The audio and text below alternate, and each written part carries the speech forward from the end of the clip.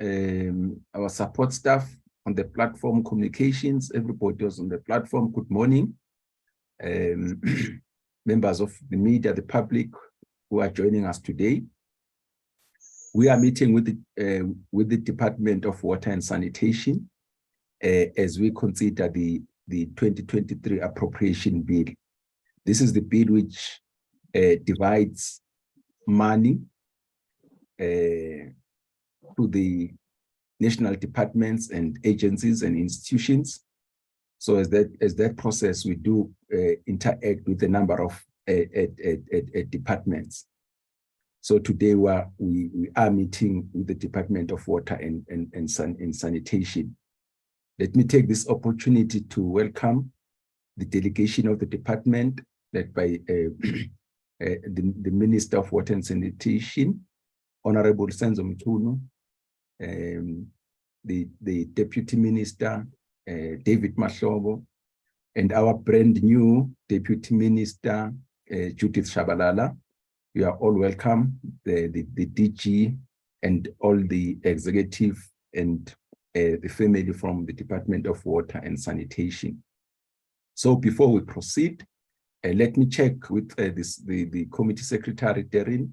Do we have any apologies? Yes, Chairperson, we received an apology on behalf of Mr. Kwankwa. That's it. Yes, let's note the apology from Honorable Kwankwa, and then what will happen? What will happen? We are going to hand over to the minister and his delegation, and we'll give them a maximum of 1 hour. So they'll start at about 9:05. So at 10:05 or before, if they finish before, I'll then request the minister to bring back the meeting to me. And then from there, we'll allow the other members to engage with the presentations, allow the minister, the delegation after that to respond to the issues that would have been raised by the other members, and then we'll go to the next agenda item. That's how we're going to move today. Honorable Minister, you are most welcome. I'm taking the meeting to you with your delegation. Thank you very much. Thank you very much, Shenge. Deputy Minister Mashawa will make a leading input or opening input. Thank you. Mashawa. No, thank you very much, our Minister. And thanks to our chairperson, His Excellency Comrade Shenge, and the entire leadership of the Special Committee on Appropriations, and our Deputy Minister, our brand new Comrade Judith Shabalala Shenge, and the entire leadership that is led by the department.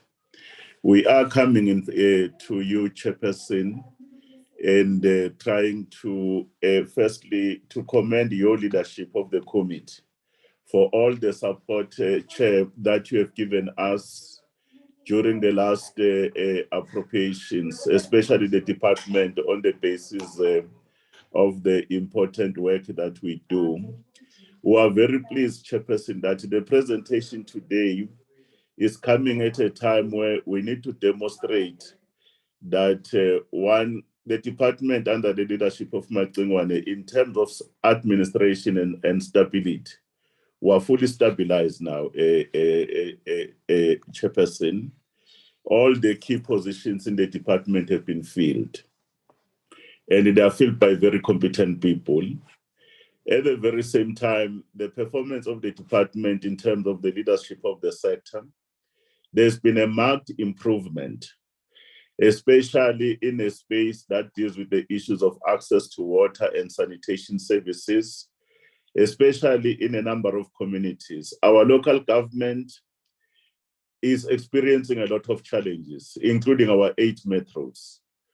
And through the minister, a decision was made to up our support, including an intervention, using the instrument that exists in law, especially both in the Constitution and in the Water Services Act, in a number of areas Our minister is intervening in the Eastern Cape. If you look at the question of Nelson Mandela, and the situation still remains precarious, but a very good progress of that particular intervention led by minister is currently happening.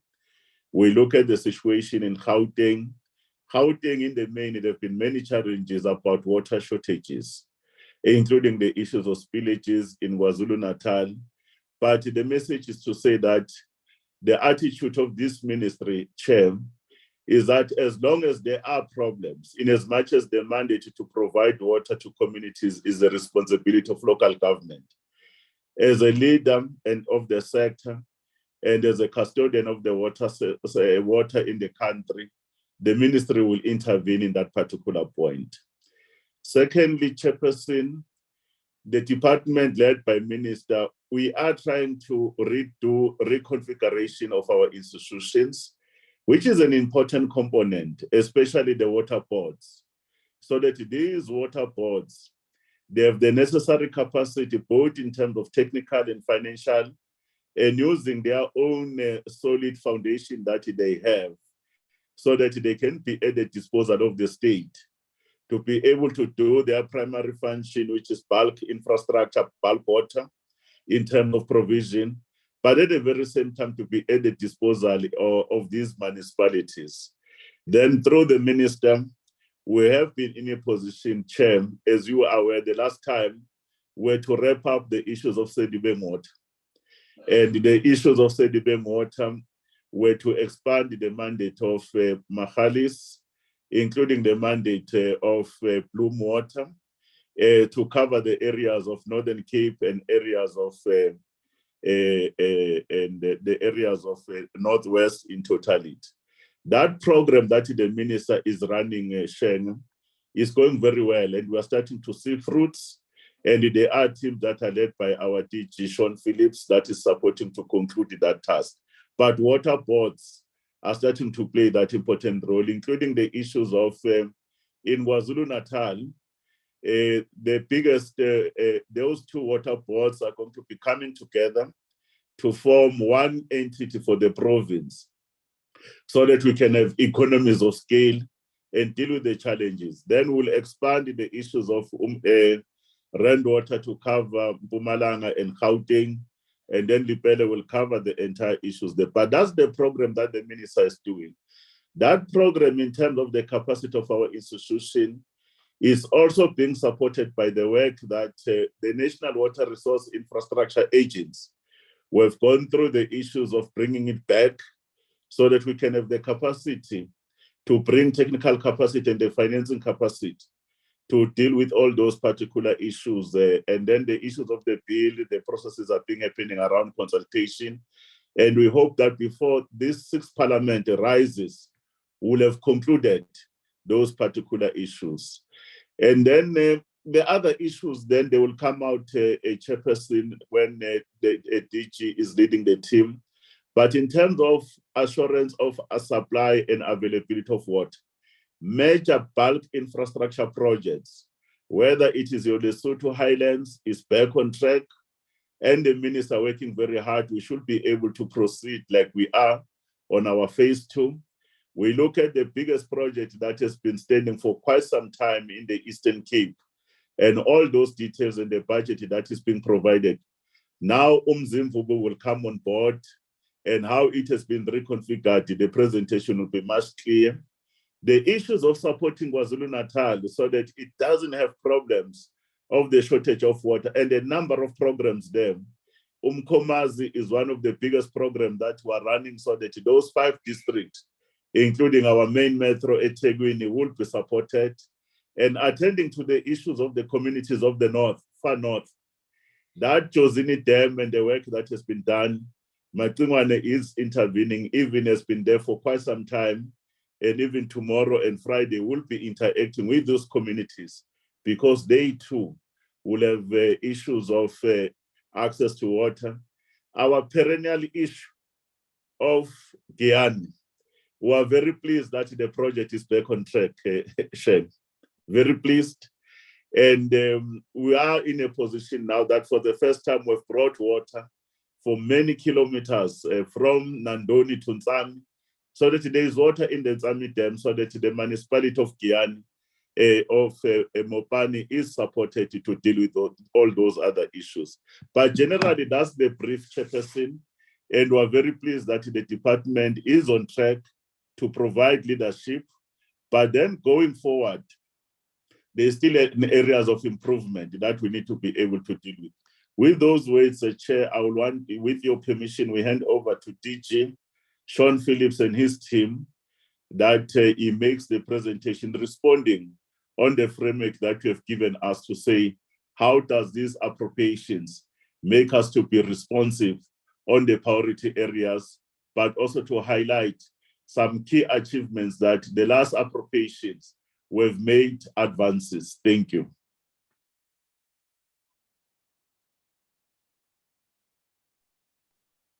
Good morning, Chairperson. Thank you, Deputy Minister. Good morning, Chairperson and honourable members. The presentation should be showing on the screen now. Yes, it's showing DG. Okay, thank you. So this first slide just indicates what we were asked to present on in the invitation to this meeting. We were asked to appraise the committee on the department's preliminary spending outcomes at the end of the 22-23 financial year, including measures to put in place or prevent possible over or under expenditure on appropriated funds. We were asked to appraise the committee on how the department plans to utilize proposed allocation of 22.3 billion for this current financial year, the new financial year, in a manner that's effective, efficient, and economical. We were asked to appraise the committee on possible service delivery implications and impacts of the proposed allocation reductions in key sub-programs that are critical to the sector over the MTF. And we were asked to appraise the committee on how the department will absorb these reductions in our budget and how the reductions are likely to affect service delivery in the different sub-programs. We're also asked to give an overview of our contribution to the Reconstruction and Recovery Plan, BBEE, and localization of goods and services. We're also asked to report on vacant positions and what role the department sees itself playing in job creation, and an overview of any legal impediments to the department achieving economic transformation, and a report on the status and progress made in the Giyani Water Project. So in introduction, Chairperson, some of these issues have been covered by the Deputy Minister, but just as an introductory background to inform our APP for this financial year. Our strategic priorities are illustrated on this slide. As indicated by the Deputy Minister, acceleration of all the major water resource infrastructure projects remains a priority, such as Lesotho Highlands, Umkomazi, and Mfumbubu.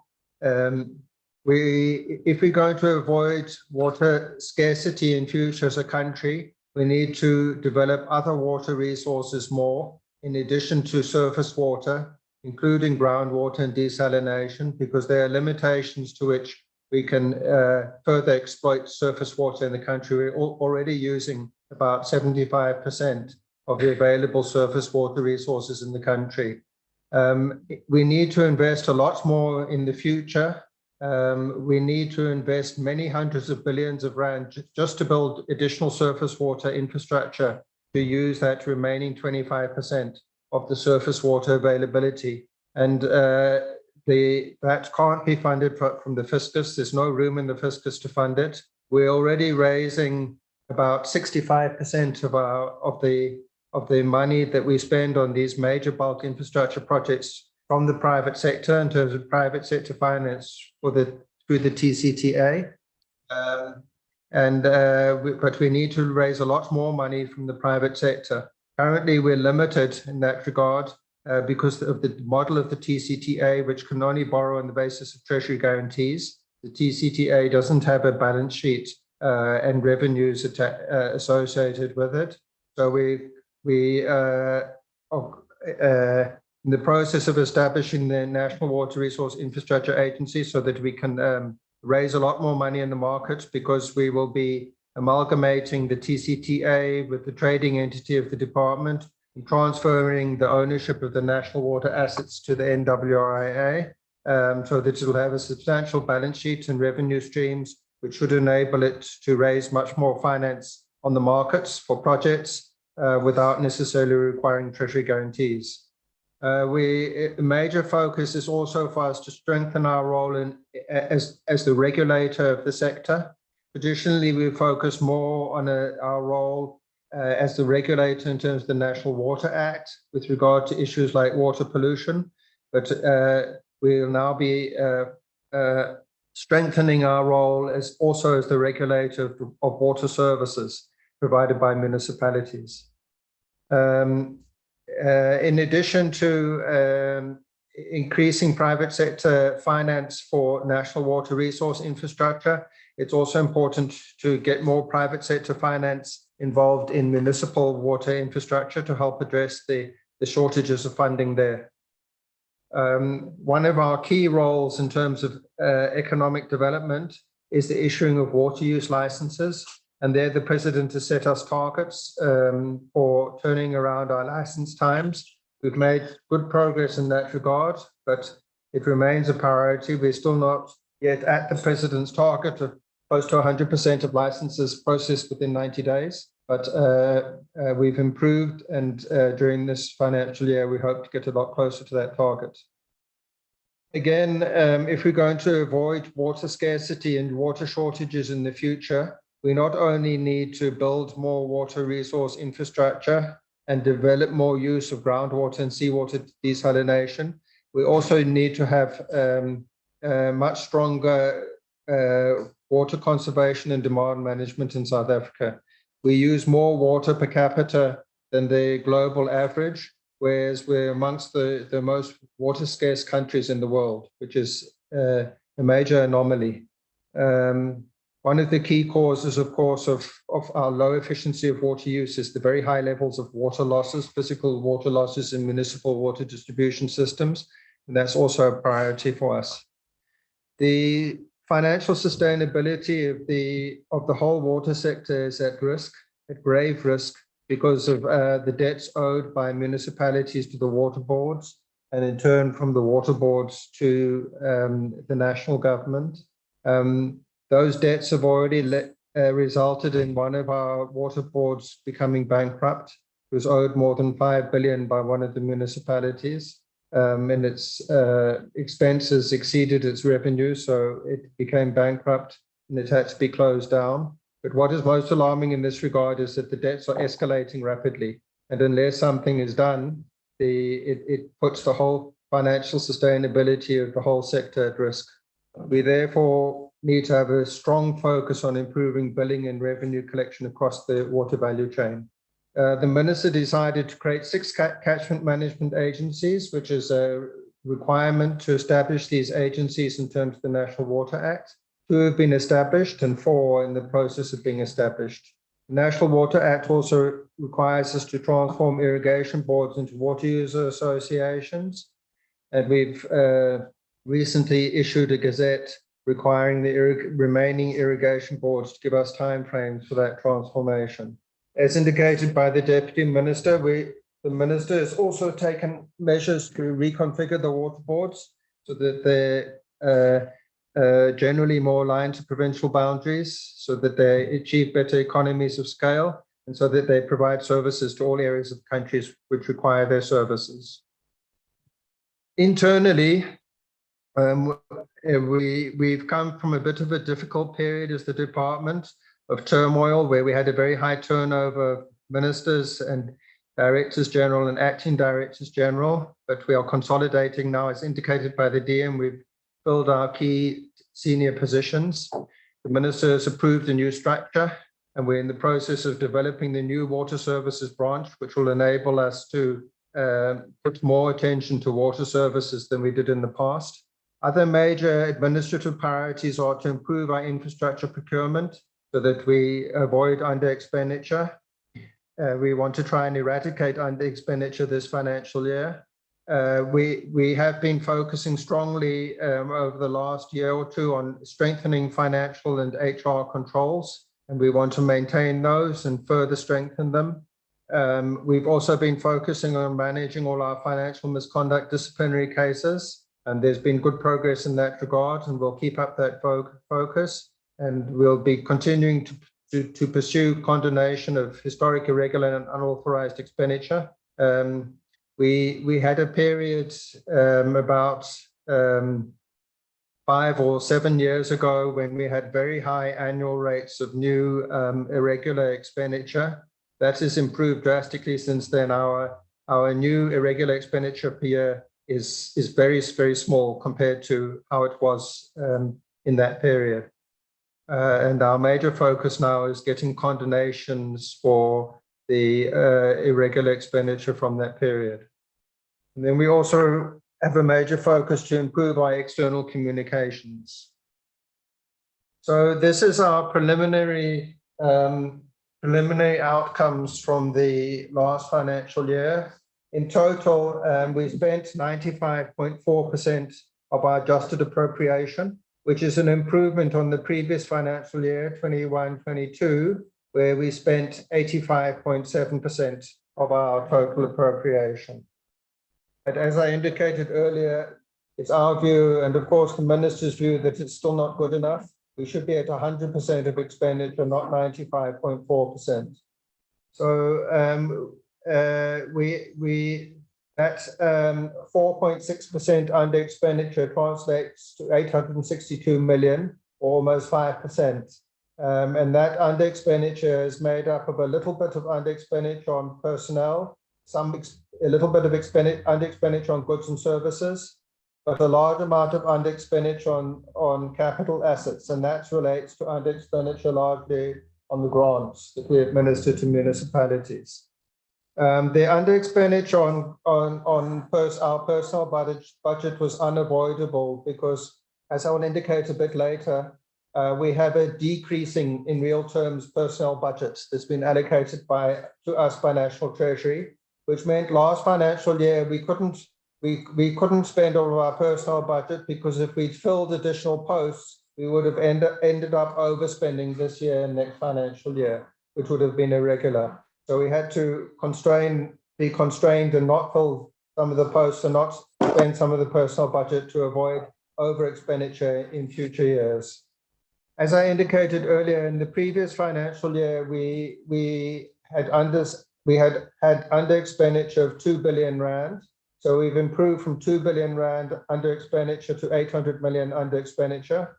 We have applied for rollovers from National Treasury for 714 million and 800 million. And we think we do have very good reasons for those rollovers. The monies are all committed. And in some cases, the money couldn't be spent because of financial system failures just before the end of the financial year, which were beyond the control of the department. It's transversal system failures run by National Treasury. So we do intend this financial year to reduce our under expenditure to zero or close to zero. And I'll talk a little bit about how we're going to do that in the next slide.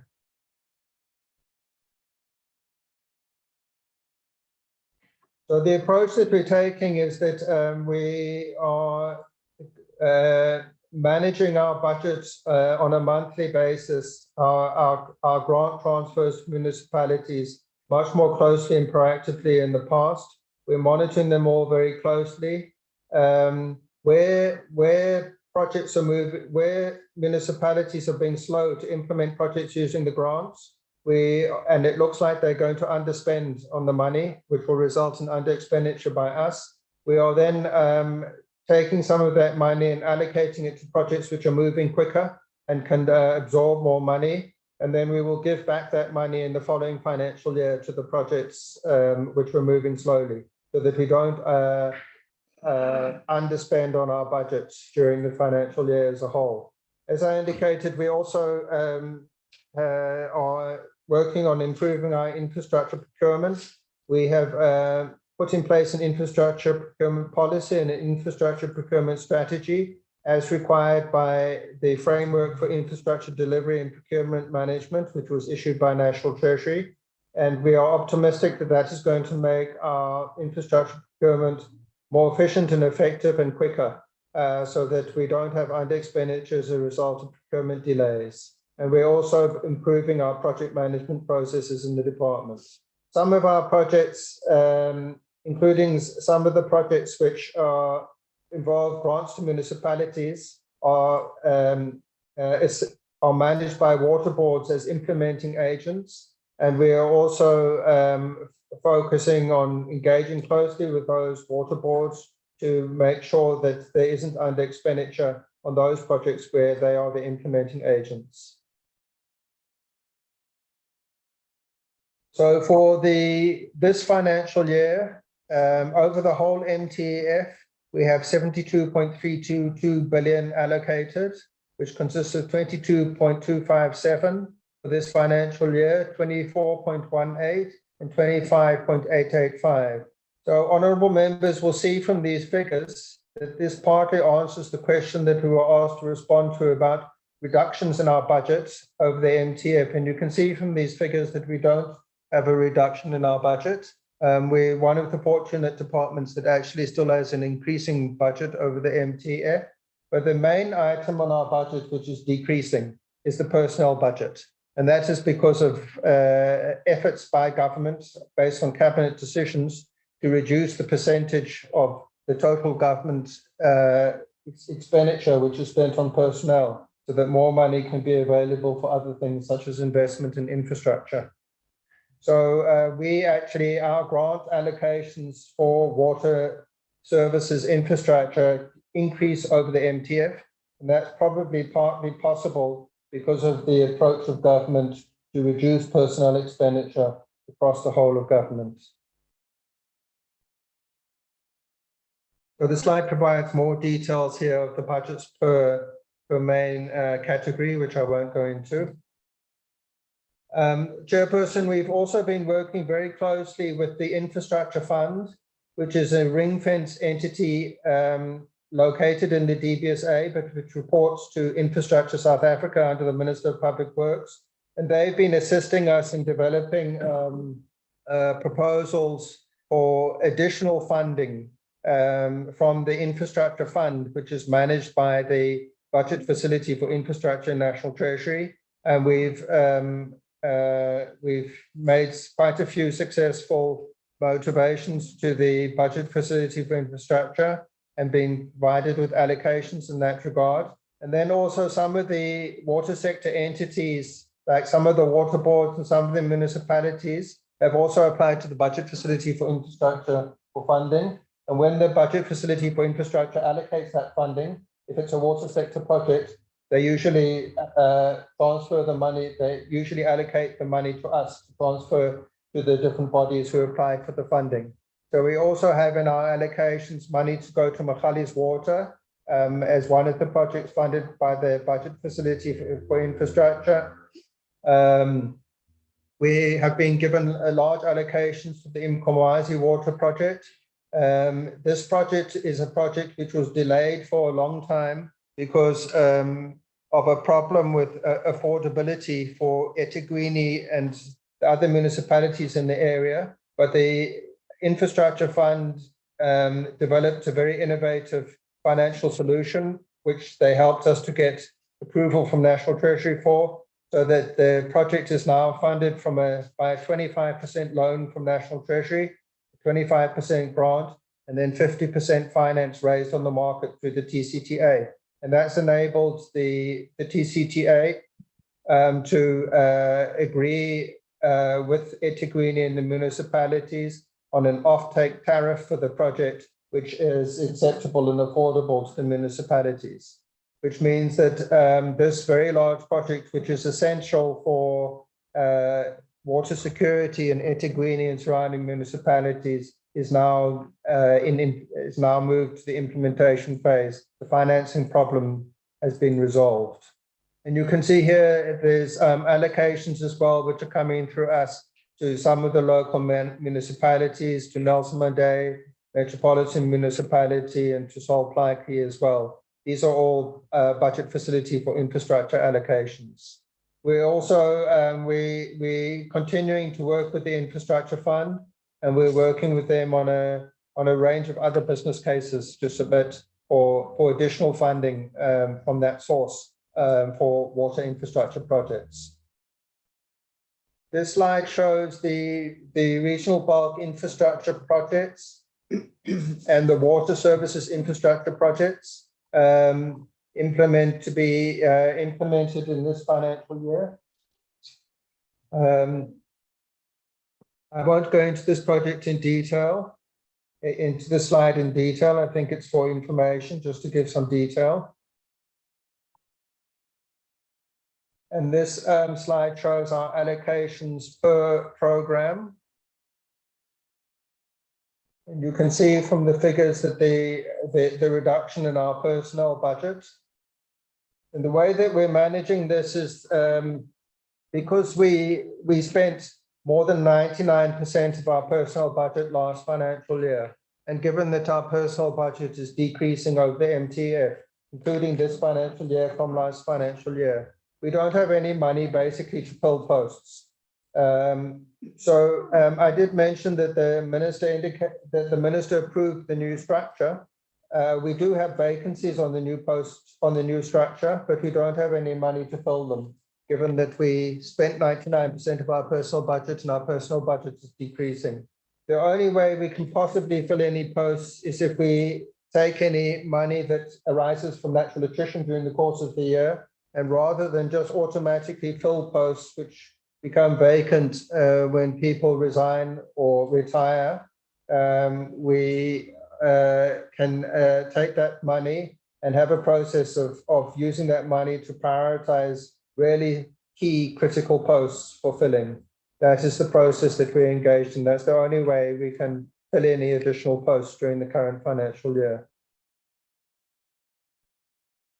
So we do, as a department, have staff shortages in many areas, but we don't have the personnel budget to fill those vacancies.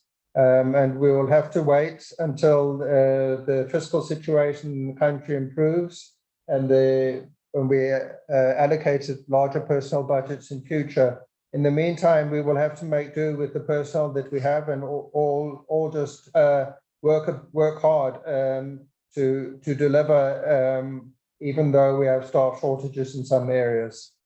Turning to the question about the contribution to the Reconstruction and Recovery Plan, broad-based Black economic empowerment and localization.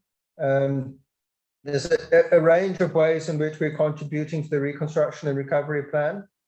As indicated earlier, we are working on institutional reforms and alignment of our entities with the aim of building capable institutions, which is one of the goals of the National Development Plan and the Reconstruction and Recovery Plan. As I indicated earlier, one of our key contributions to economic growth is through the issuing of water use licenses. Many industries require water use licenses and businesses in order to do their work. It's very important that we manage the use of water by industry very carefully, given that we're a water scarce country, and also given our past. The water use allocations need to be managed very carefully so that we don't perpetuate the racial patterns of the past with regard to water use license allocations, and that we achieve transformation in that regard. So we have to do a very thorough job of issuing water use license, but at the same time as doing a very thorough job, we must be efficient and quick as possible with the turnaround times. And as I indicated, we have made progress in that regard, and we hope to make more progress this financial year. With our process of putting in place the National Water Resource Infrastructure Agency, which, by the way, the bill is currently out for public consultation. It's currently in NEDLAC. There's a NEDLAC task team considering the bill. It's due to be completed in mid-June, and then we will take the bill with any suggested amendments to Cabinet for approval for it to be submitted to Parliament. But if and when the National Water Resource Infrastructure Agency bill is passed as a law in Parliament and we establish the agency and it's successful in raising a lot more money for investments in national water resource infrastructure, that will also be a major contributor to economic growth and investment. At a more granular level, in terms of skills development, the department does have a learning academy. It's something we're very proud of as the department, and in terms of its achievements, in terms of bringing young people into the sector, and giving them exposure both in the department and across the sector in areas related to water, such as engineering, civil engineering, and scientists. In terms of infrastructure investment, which is a major stimulus for economic growth, our infrastructure allocations total more than 60 billion rand. And I think the fact that we are mobilizing large amounts of money from private sector finance is also very important for economic growth and for reconstruction and development, because government doesn't have enough money to do all this investment on its own. And because the private sector has a lot of money, which it would like to invest more in public infrastructure. But the general problem is that they say that government hasn't been bringing in enough bankable projects to the market for them to invest in. So I think we can say as the water sector, particularly at national and water board level, we're doing relatively well in terms of bringing bankable projects to the market for greater levels of private sector investment. Well, our big challenge is to assist municipalities to get more private sector investment at that level. We have established a water partnerships office together with the DBSA and SALGA to assist municipalities in that regard. We have put in place much better systems of internal control to prevent and detect unauthorized, irregular, fruitless and wasteful expenditure. And we are seized with the processing of the historic cases to get them off our balance sheet and out of our audit reports through carrying out investigations and disciplinary processes so that the irregular expenditure can be condoned by National Treasury. In addition to the formal public-private partnerships and commercial relationships that we have with the private sector for investment in the water sector, we also have non-commercial partnerships with the private sector. For example, in Limpopo, we have a major non-commercial collaboration with the mines, working through the Lebolelo Water Users Association to build a major bulk water pipeline in the Sekhukhune and Mogalakwena areas of Limpopo, as well as distribution infrastructure to communities along the bulk pipeline. So this project will assist both the mines who need the bulk water, but also the communities along the pipeline who will be provided with reticulated water through the project. This is a joint partnership with the mines where we're each allocating 50%. And we are finalizing now, we finalized an agreement with similar agreement with mining houses in the Northern Cape for the Vaal-Gamagara project, which is similar. Of course, we also contribute to reconstruction, recovery, and BBBE and localization through our procurement. And DPME sets standard targets and indicators that we need to report on in this regard. In the last financial year, 27% of our procurement was awarded to companies with 50% or more women ownership, 5% to companies with 50% or more youth ownership, 1% to companies with 50% or more ownership by people with disabilities, and 62% to companies with at least 50% Black ownership. We also have a standard policy across the department for both the projects that we implement on national water resource infrastructure and through our internal construction unit, and for the projects implemented by municipalities and through implementing agents on behalf of municipalities, that there must be the involvement of local contractors in all the projects. So we endeavor to source local contractors and local materials so that local economies can be supported as we implement our projects.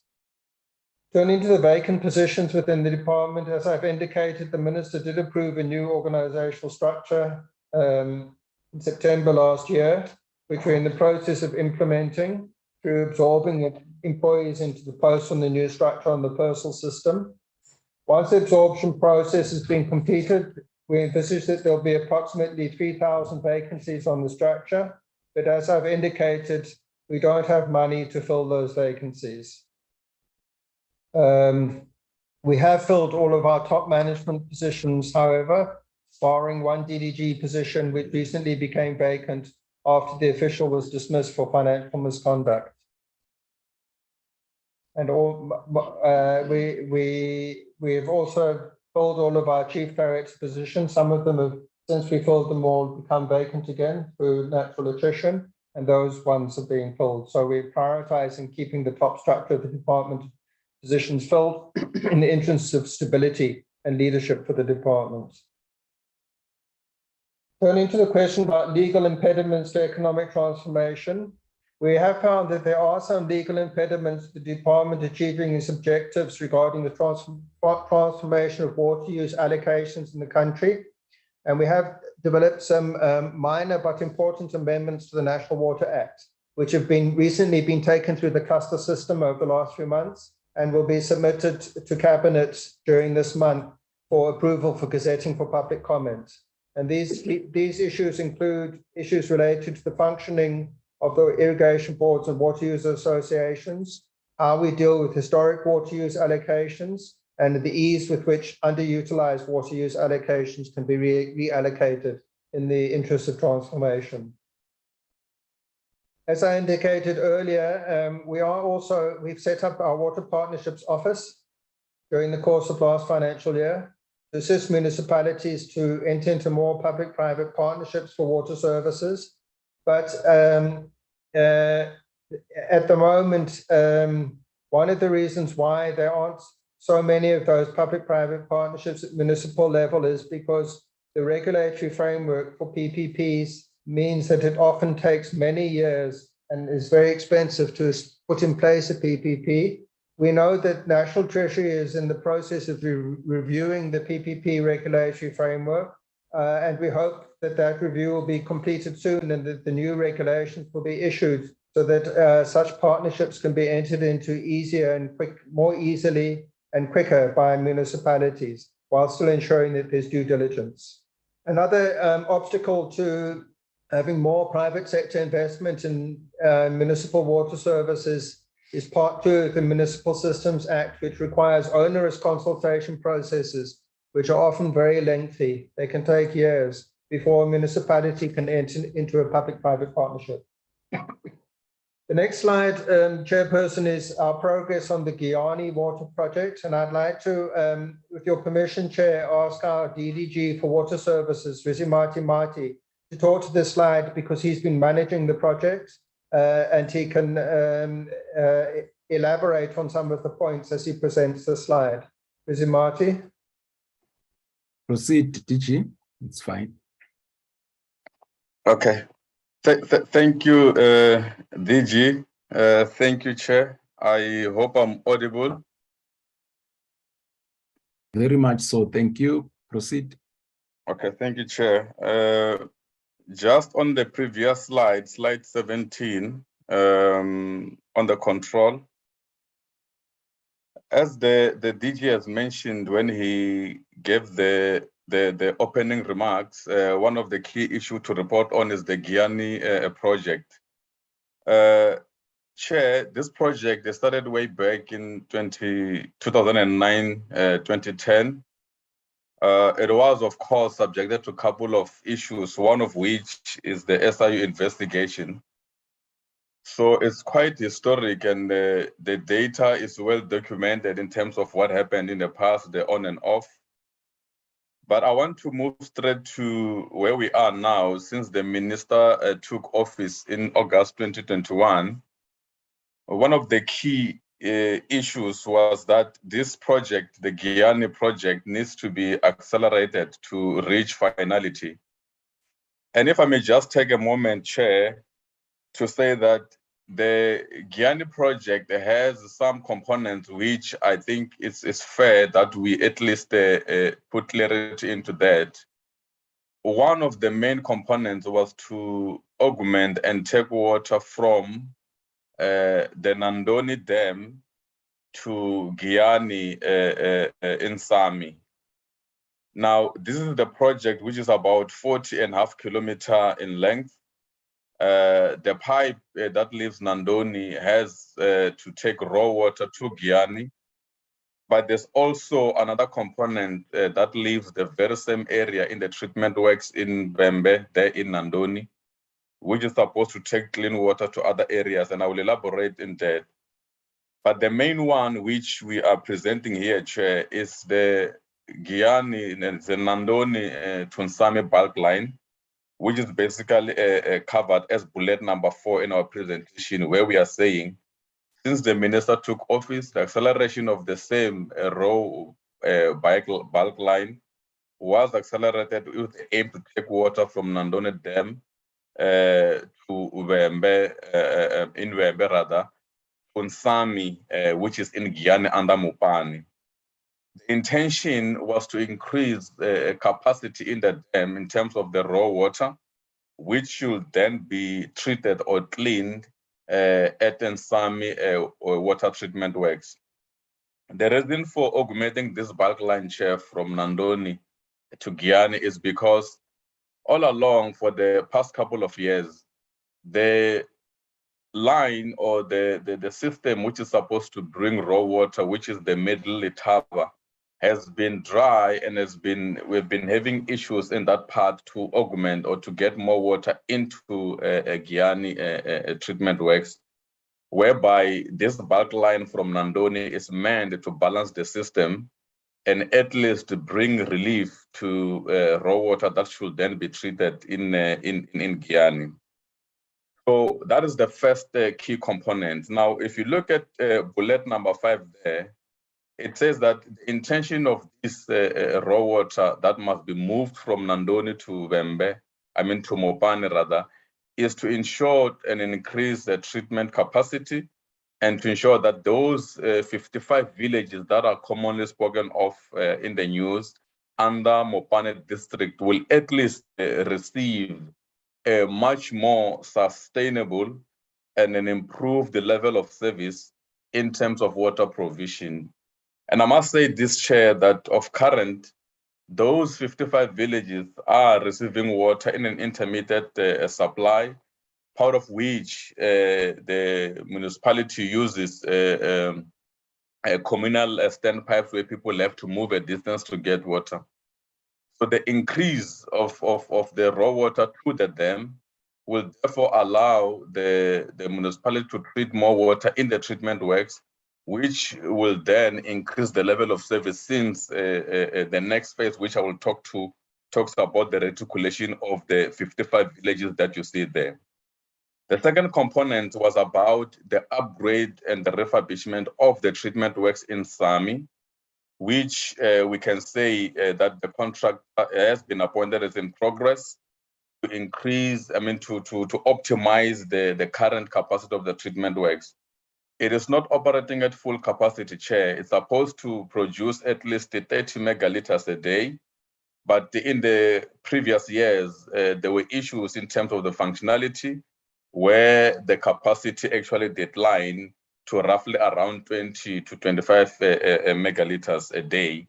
Now, the contractor is there to optimize and reduce the losses in that treatment works. In other words, when we bring more raw water from Nandoni to Giyani, this treatment works will then be able to treat more water and thereafter supply the 55 villages that we are basically speaking about. The sub-bullet 3 there is that the department, through the minister's intervention, is that we have allocated or committed 1.3 billion through our WISC grant. This money is going towards the reticulation of the 55 villages And I will explain a bit more later in a minute as to how are we actually recirculating those 55 villages. And to date, we can confirm that at least 27 contractors have been appointed for the first phase. Now, if you go to the next slide, I will elaborate a little bit more. Is that, Chair, we have actually divided the intervention into two, specifically on the 55 villages. The commitment is that the first commitment is we are going to reticulate 24 villages as part of phase 1, and that is where we are saying 27 contractors to date have actually been appointed, but in total, we are expecting 37 contractors to be appointed to reticulate those 24 villages through our 1.3 billion that we have actually committed. Now, slide 18, Chair, introduces to us what will then take this water from the treatment works to the villages.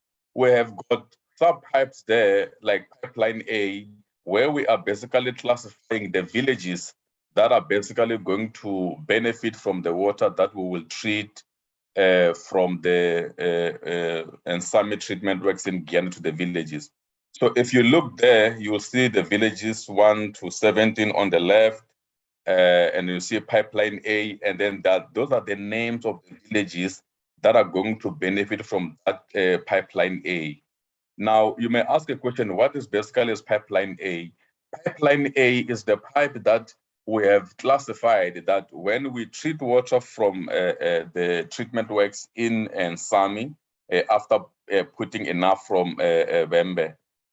This pipeline A is the bulk sump line that links all those villages, but at least pipeline A brings treated water after the treatment work. So it brings clean water that must link all those villages. Pipe B does the same.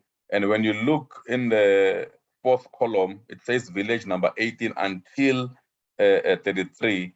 It shows pipeline C, pipeline D, and also on top it indicates how many households are basically going to benefit. And if we move to slide 19, in slide 19, we are also showing the committee the number of villages that are also going to benefit. And if you look there on the left, it goes all the way to number 55. So this basically indicates that these are the 55 villages that we are talking about that should benefit after the water has been treated. It doesn't mean, Chair, as I must emphasize, that currently these villages are not receiving water. As I've said, they are receiving water in an intermittent approach where it's not constant because of the capacity of the treatment works. So all those pipelines are phased in a phased approach where pipeline, for instance, pipeline F1 is completed. It's aligned to us reticulating those villages. For instance, on top 45, it says Makosha, it says Kamakosha, Siandani, and so forth. So that's how the reticulation of the 55 villages is basically aligned. And then I would want us to move to the next slide, which is slide 20. Slide 20, Chair, it's just moving a bit slowly on my side. It's not yet reflecting. Yes, thank you. So slide 20 also indicates how impactful this project will have. As I've said, the one portion of the project of the Guyana project was that when we move raw water from Nandoni to Nsami, one first component was to bring the untreated water that is going to leave the dam and goes to Guyana to be treated in the Nsami treatment works, thereafter supply those 55 villages. That is just one part of it. The other part of it, Chair, is that from the very same Nandoni, there is a water treatment works, which then brings clean water. part of which it supplies areas around the Bembe district municipality where the dam is positioned. But what the department has done is that in the same manner, we are also increasing the capacity of the water treatment works in Vembe, in Nandoni, from 60 megaliters to 120 megaliters at the moment. And the intention of that, Chair, is that we are moving another pipe, not raw water this time, but clean water that leaves the treatment works. It then supply all these areas that you see here, Malamlele, Makumeke, Chelani, and all those villages. All these villages are going to benefit directly from the clean water that leaves the treatment works in Nandoni. So in summary, Chair, this project has got a couple of components. The first component, which has now been completed, is to move raw water, untreated water from Nandoni Dam to Nsami, and this water must then be treated and cleaned at Nsami treatment works. And we are saying the 40.5 kilometers that leaves Nandoni to Nsami has been completed. It basically now able to bring water to Giani. The contractor for the treatment works is currently under upgrade. The contractor is on site. The anticipated completion of that should be later in the year, before December, and that project is currently on the ground. The reticulation of the 55 villages, phase 1 of the project is on. 27 contractors have been appointed to reticulate those 24 villages of phase 1. The balance of those villages, which is 31, we are currently finalizing planning so that we are able to augment the next phase at the beginning of the next financial year. And the last issue, Chair, is that on the reticulation of the 24 villages, which is phase 1, the anticipated completion is that sometime early next year, around April, the reticulation of the first 24 villages, this should be completed. And also these ones that are benefiting from the clean water, as you see in this slide, there is an acceleration. The project for that clean pipeline is also completed. The issue now is to do reticulation for these villages to also that at least they benefit from the clean water. The next slide.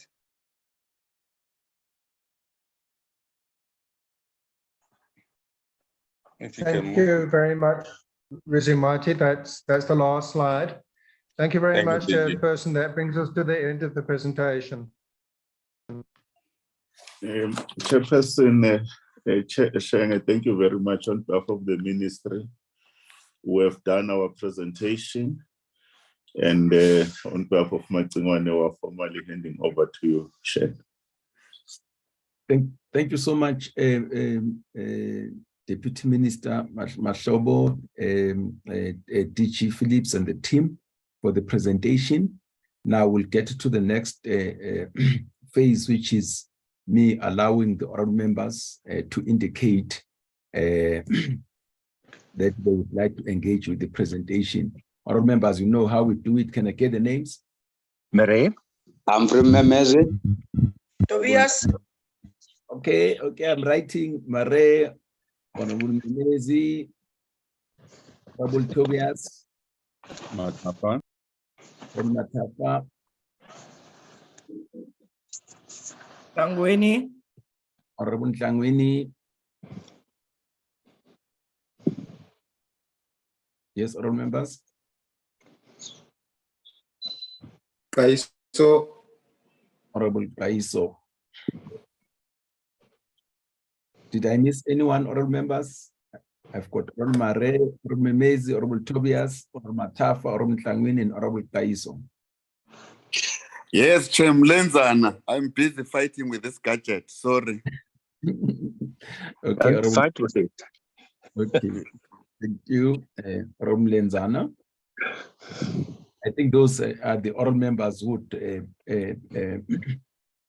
commenting and posing questions for clarifications from from your side, and Honorable Minister, Deputy Ministers, and DG.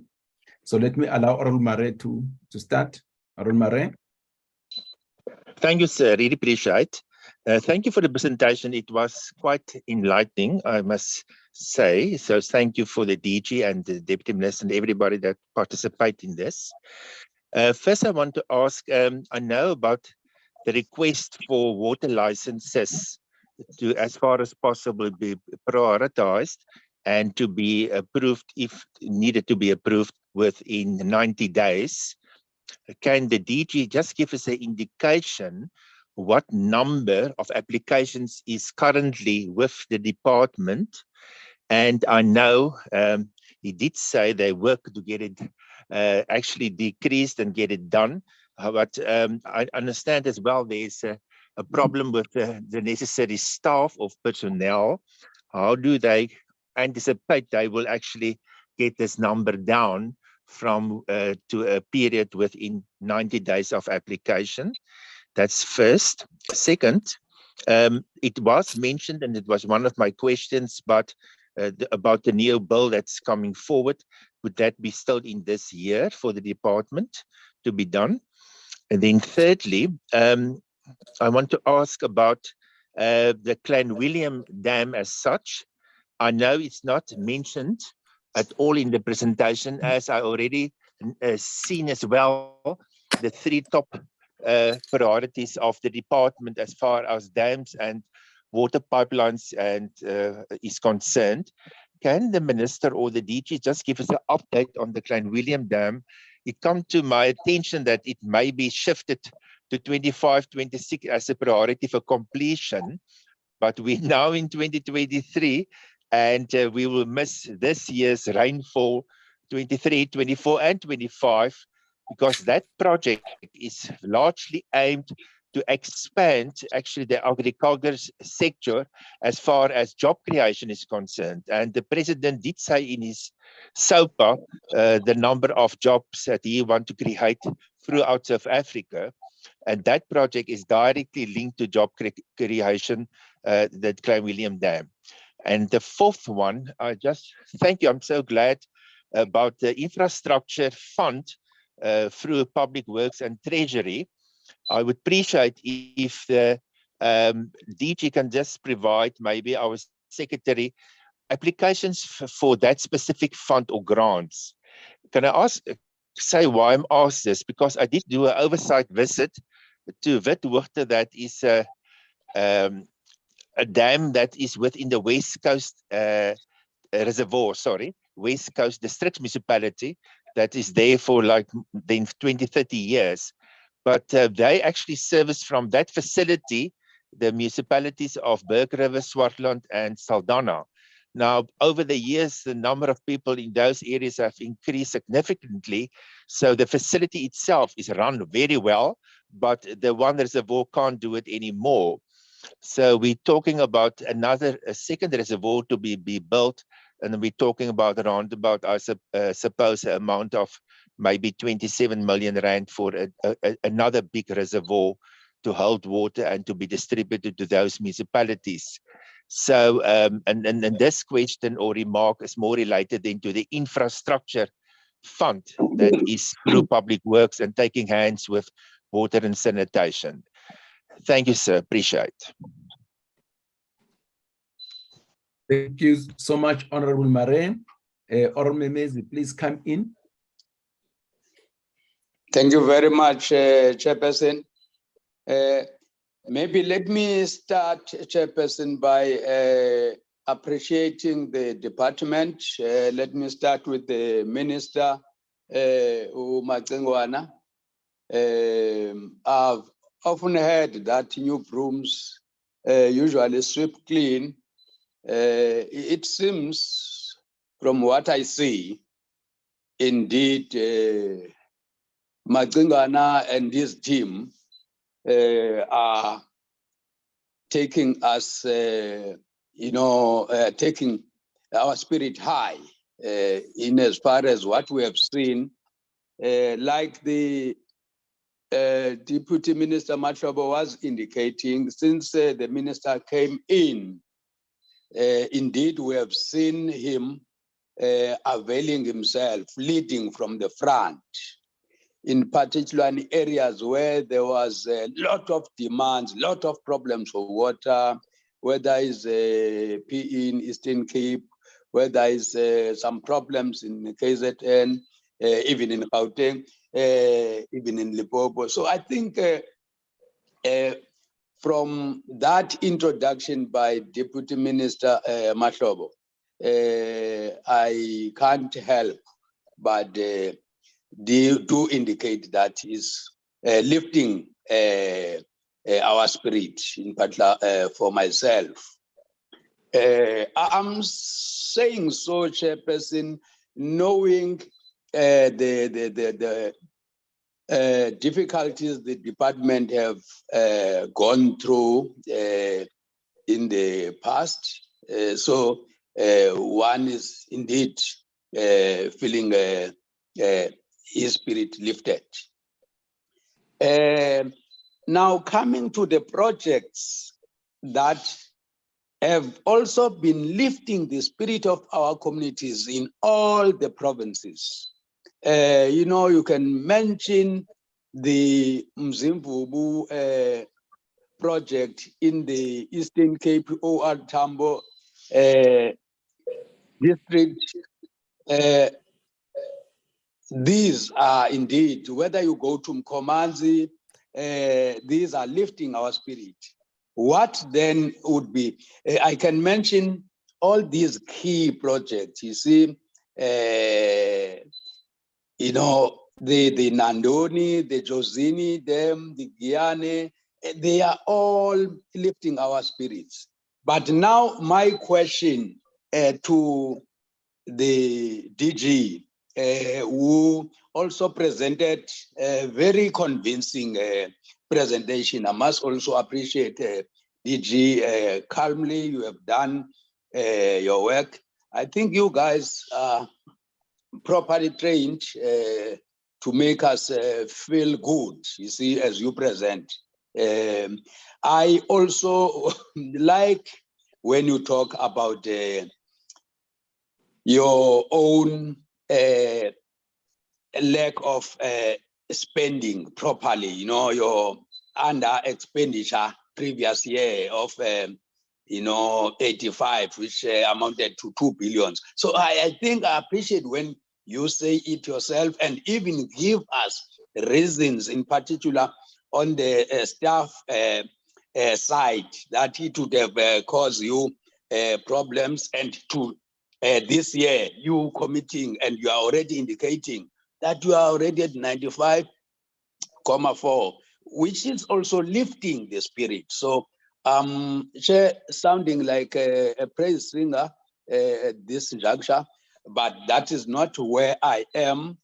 In the project I've mentioned, which were mentioned by DG and Deputy Minister, this big project, whether it's Lesotho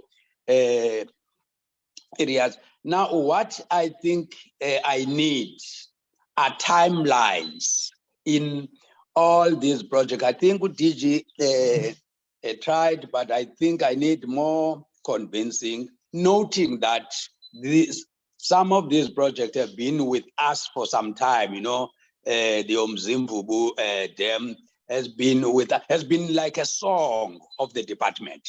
You see, so now we need more convincing timelines and more convincing in all these projects. I think that's what would be my request in all the projects that I mentioned. We need timelines. So I think Deputy Director who was presenting on the project in Vembe did try to indicate such, but we still need more convincing on timelines. The projects are indeed spirit lifting. One key aspect that I also appreciate from the DG presentation. This indication commitment of assisting municipalities as well, even in forming a strategic partnership, I think is really a project that we will be looking closely, noting the problems in municipalities. You know, in particular, KZN, Ugu district, where you have Hibiscus municipality, they forever run out of water. The communities in those areas are forever crying, like the communities in Gauteng, in the Tshwane, Hammanskraal areas. They are forever, you know, without water. Now I'm looking at this kind of intervention, bringing fruits to those communities. I'm looking forward into those things. The elimination of improper expenditure as well. The presentation did mention that. Indeed, it's a worrying aspect that previously we have seen a lot of expenditure, but which were not to the liking of us and the community. So the fact that now the DG is indicating that is looking at eliminating of all those, which means the expenditure that we are witnessing now, we are going to witness the expenditure that indeed make the community happy. Towards my end, Chair, I can't afford not to talk about, because you know the contribution of the department to South Africans' economic reconstruction and recovery plan and the Black economic empowerment is something that we want not to talk about, but we want to see it happening, in particular in these rural areas. We want to see individuals that are from those areas, not people all from the big metropolitan areas taken to those areas. If you are in Mzimvubu, let's see the people that are uplifted in those communities. If you are in Nandoni, let's see people uplifted in those communities, wherever, because these projects are spread across South Africa. It can indeed help us to ensure that the people of South Africa see the government as the government that is indeed for the people. One last point, Chair. Indeed, I do know that there have been legal impediments to economic transformation, and even for us communities to access water. There have been, impediments from the past.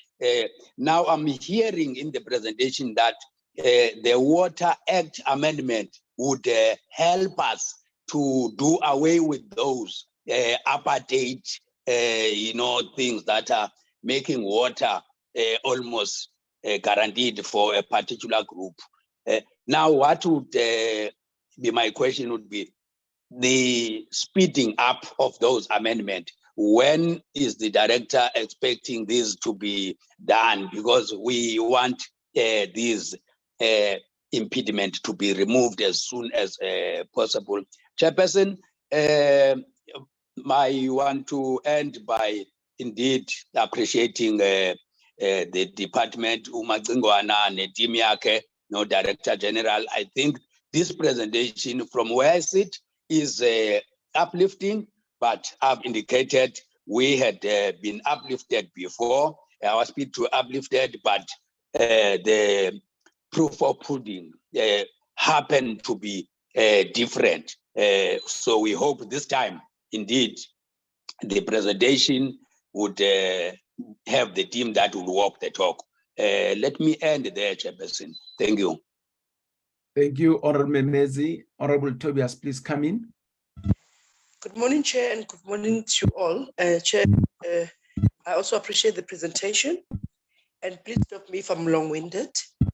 First, let me start with a comment that the opportunity cost on the regulations, Minister, of the PPCs will have a diminishing effect if there's no clear strategy that is being implemented, and if the Recording department stopped.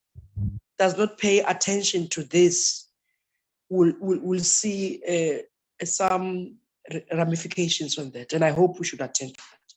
But second to that, I am pleased with the augmentation of the Giani pipeline for treatment. This is good news, actually. But I want to understand at what cost will it come to the fiscus, and whether the projections has been made, and how much is it, if I can get that. Thirdly, I want to know whether have you also considered water reticulation being converted to a partnership between the private sector and the state as part of Black economic empowerment, because that's the only point at which we can maximize job creation and economic growth. So I want to know if have you considered this. Fourthly, I want to know what is the policy of distribution, looking at the fact that the South African business of late has developed a perspective on government services, specifically on reticulation and distribution services. And you know what's happening in Eskom. So I want to know whether the water stakeholders has challenged you, be it through litigation or elsewhere in a discussion on this matter, and whether have you considered distribution better handled by either the department or the private sector. I want your opinion on that. Fifthly, the Umzimbuvu project, to me, it's one of the things I'm happy about, because during my youth days, I used to watch in awe and dismay how people who lived along that dam did not have access. So we need to applaud you, Minister, for what you are doing in relation to that. My last point, Minister, I want to hereby request your good self to observe the Western Cape government. And I'm citing a personal anecdote. I happened to stay in Wynberg. A few days ago, the taps, and it's not the first time, the taps were releasing brown water. So the challenges of the water is not only elsewhere in the country, but also in the Western Cape. And the last point, it's also the Val Dam. The management of the dam by the rainwater might have serious repercussions if not attended to by national. For instance, about a few weeks ago, the sluice gates were opened to the detriment of both the household and businesses that stays along the Val River banks. So I would want really to have your comments on that. I thank you very much.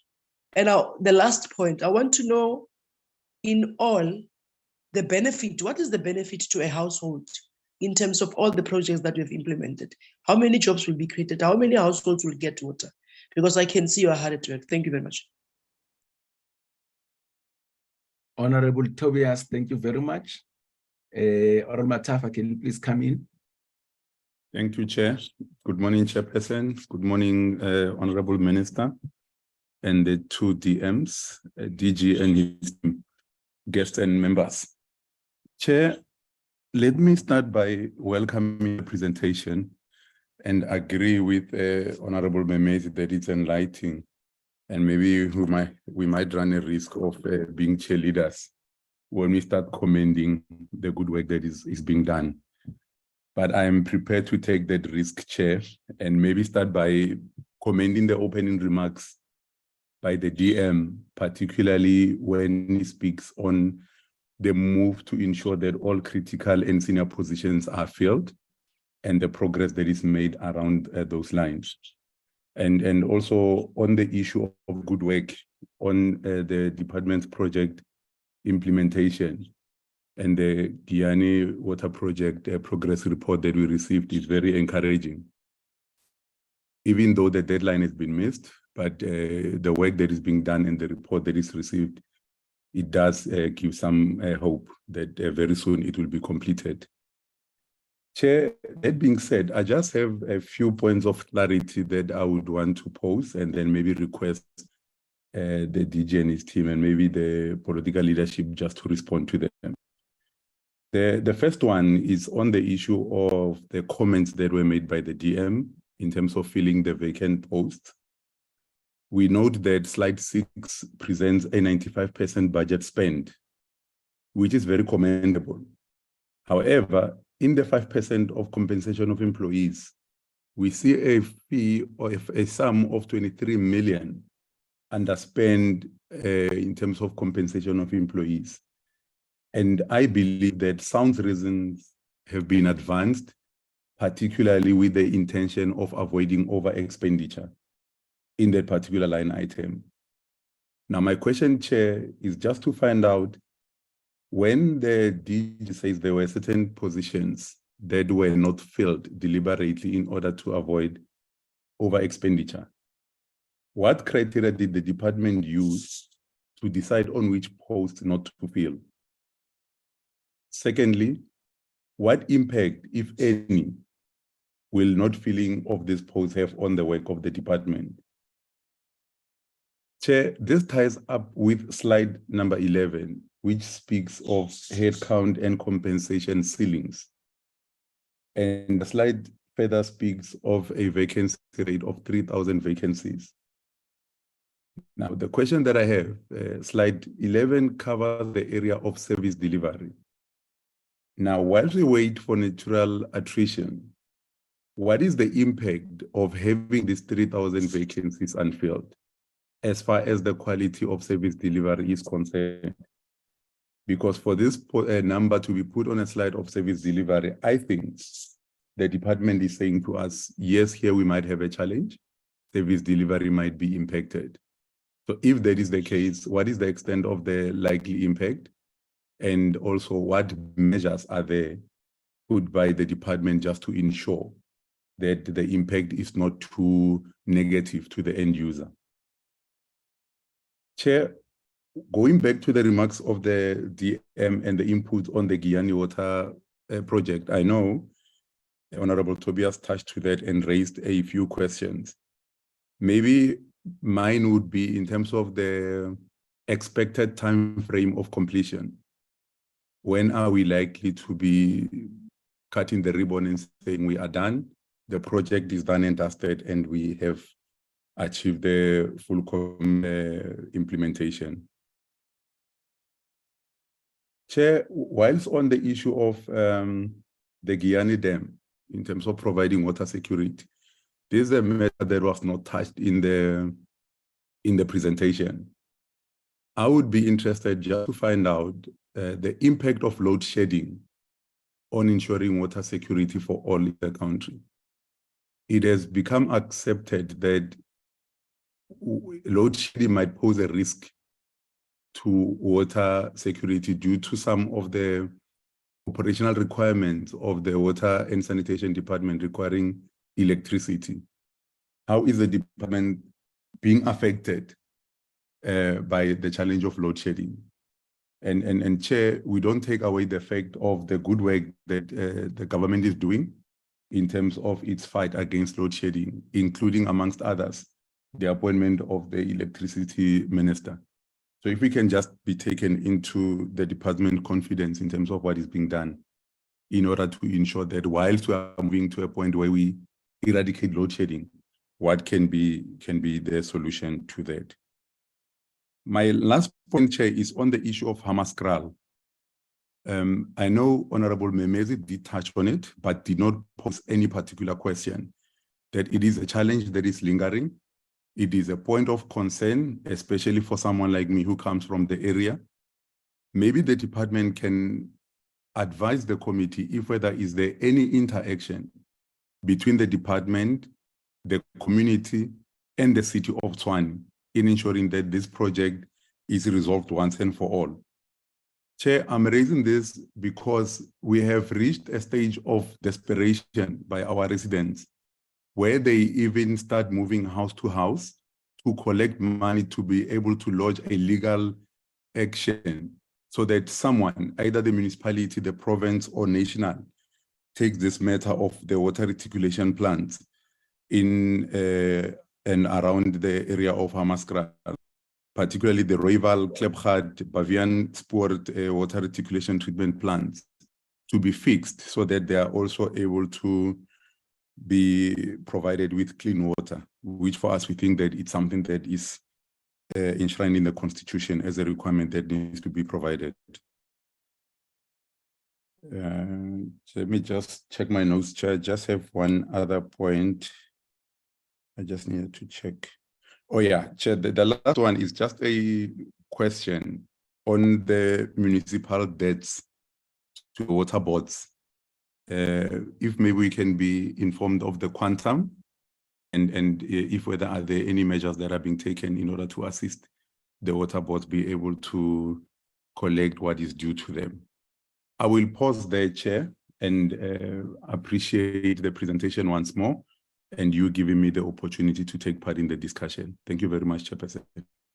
Honorable Matafa, thank you very much. Honorable Hlangwini, please come in. Thank you very much, Chair, and thank you to the department for the presentation. Let me start right ahead, Chair, on what the Honorable Matafa have asked on the water boards. If we can be enlightened as to how much is the debt of the water boards, the outstanding municipal debt owed to the water boards, and which or what intimate risk of collapse and what support interventions have the department undertaken to ensure that these water boards are not liquidated or declare insolvency. And I think the Honorable Matafa have also touched on the load shedding issue. The second last one, Chair, that I want to ask, what is the proposed interventions for the water crisis in Nelson Mandela? And what is allocation have the department make to ensure that this problem is sorted out within the Nelson Mandela region? And then lastly, also on the employers, Chair, that the DG has mentioned that they have decided to put a halt on the vacancies. Yet again, as Honorable Matafa have also alluded, in what criteria was used so that we can know which posts were put on hold. And then lastly, do the department, or what is the amount of on the expenditure on using of consultants? Do you make use of consultant services as well? And then, Chair, on the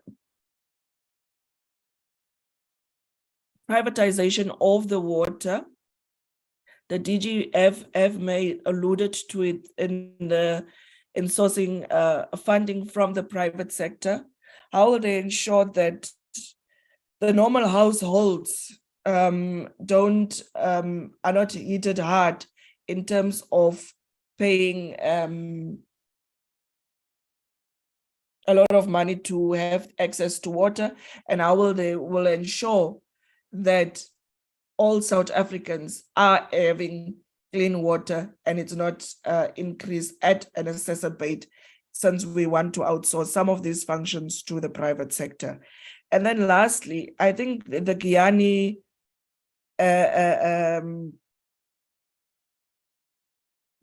water project have been coming for far too long, Chair. The department must tell us as to when are they finally going to tell us when is this project going to be done? Because I mean, our term of office is nearly finishing next year, and there's most likely going to come in a new Minister of Water and Sanitation, and then this will just be prolonged to the next term and so forth. So the department must give us an indication as to when this will be finally be sorted out, and because the state can't, up to date, how much money was plowed into the Guyana water project, and they can't still give sustainable water to our communities and our villages. The gentlemen that have alluded to and made the presentation of the Guyana water have even made a point as to, at some times, they can't provide water to some of these villages, and that is really sort of injustice of this community's constitutional right to have access to water on a daily basis and clean water. Thank you so much, Chair. Thank you, Honorable Nhlangwini. Honorable Taiso, please come in.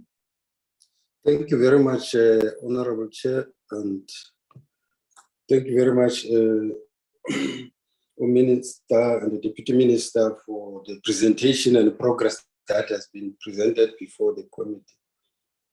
Chair, I have a number of areas that I want the department to respond or intervene. Firstly, we must acknowledge, Honorable Chair, that our municipalities are in a very serious situation. That one often thinks that maybe it will be proper. Remember that our task as a committee is not only to look at the money, but we also look at the impact. The impact, because it's one element which we must identify as we follow our money. So now, looking at our local municipalities countrywide, we know that they are facing very serious challenges of capacity in many respects, including, issues of sanitation is one biggest problem. I just want to make an example. For instance, the issue on sanitation. Here at my constituency, Honorable Mashro, Deputy Minister, there's a huge, beautiful, a very big plant of sewage plant there, which there was an attempt to build it, but it collapsed. It has collapsed, and if you can check that plant, it costs several thousands of rands, if not millions, but it has collapsed, and you can see what excitement it can bring to those people who are living in Tabamshu in future. If that sewage plant, because it's the only biggest sewage plant that you find as you travel around the township there. But it has collapsed because of the metro municipality has its own challenges. And then you also go to Mikhele and Fixbeck. And as you know, the history of Mikhele and Fixbeck, as early as 2011, you know the incident which happened there, and which many people have found it, a useful tool to mobilize and play around the emotions of the people in that particular area. They actually used Mikhele and then the 2011 story of Mikhele, of the protest which arose in that area. Now, there is this situation of a spillage to Caledon River because of collapse of the sewage plant. So I'm just mentioning this example to say our municipalities, one asks himself as to whether do they still have capacity to deal with the issues of sanitation. I really doubt when it comes to this, and this is one of the easiest low-hanging fruit for people to cause ruction around. Whereas these should be, be able to be attended to at an earlier stage. So now it has become a perennial problem when we go around looking at the challenges that our communities find themselves. So I think the department needs to really look at this earnestly, especially around, because it's a perennial problem, the issue of sanitation, and it's often not adequately funded. So it also includes, even to an extent, in urban areas. On the issue of disaster management, we know we have an experience. Well, we had an experience around the recent disaster in KZN and parts of the country in the Eastern Cape. Recording in progress. Surely the department has obtained or has gained some experience as to how in future this type of disaster can be, handled more better, especially when it comes to sanitation. So I just want to know from the department, has the department grown that tact as to how the issue of, sanitation is infused well in its project as you implement your project? Have you found a way that we should not experience what we experienced in KZN around the disaster? So on maybe one has to also come and agree with my honorable members around the issue of Giyani project. It's an example which demonstrates the need for the district development model to ensure integrated development, as reticulation was not adequately planned for and implemented. So my question is, how is the department ensuring it plans and implements projects along the water supply value chains within water schemes to avoid the Giyani problem? Thank you very much, Chair. I'll come back if there's anything. Thank you. Thank you, Honorable Taiso. Honorable Lenzana, please come in. No, thanks, Chairperson. Thank you very much. Let me also join my colleagues in welcoming the presentation. Chairperson, DM Mahlobo, Umpangazida, taught me a slogan which ended up running within my blood circulatory system.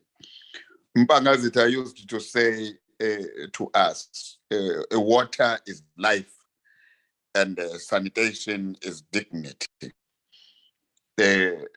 So whenever we think of water, we think of our life. Minister and your team, let me start with a generic question. Just an update so that South Africans can understand our relations with Lesotho in terms of water. There's Lesotho water, then there is that flow which gets into Free State and also into Alfred Nzo of the Eastern Cape. How are we benefiting from that as South Africans, or vice versa? Is it the water from us flowing to Lesotho, or from Lesotho to us, and how? Just a 2-minute or less lesson, Chairperson, so that South Africans can know. And they can also know as to whether is it happening that there would be areas which are actually a source of water, but inversely not benefiting, whilst they are the providers of water.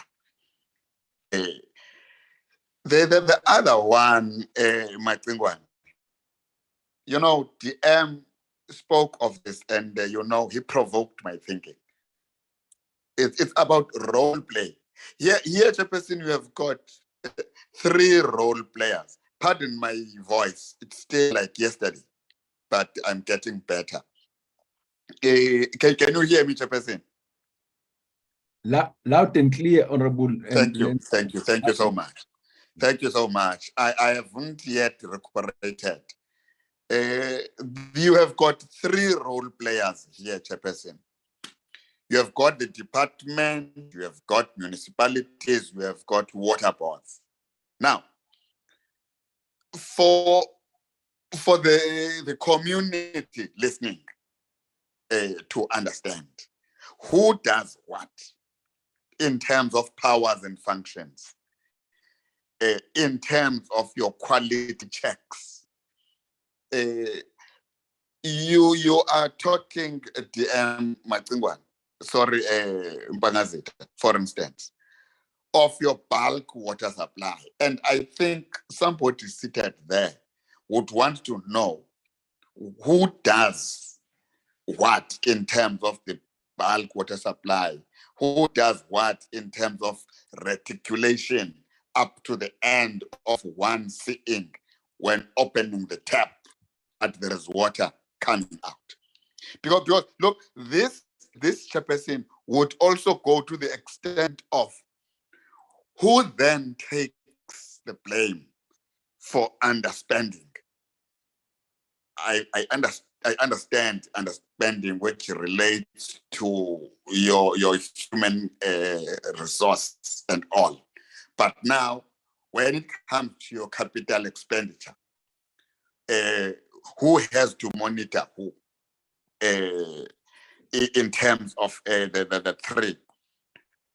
Honorable Kaiso touched a little on the one not paying the other in terms of, for instance, municipalities versus water boards, where water boards would be saying they have some municipalities which owe them and all that. Now, if that could be explained.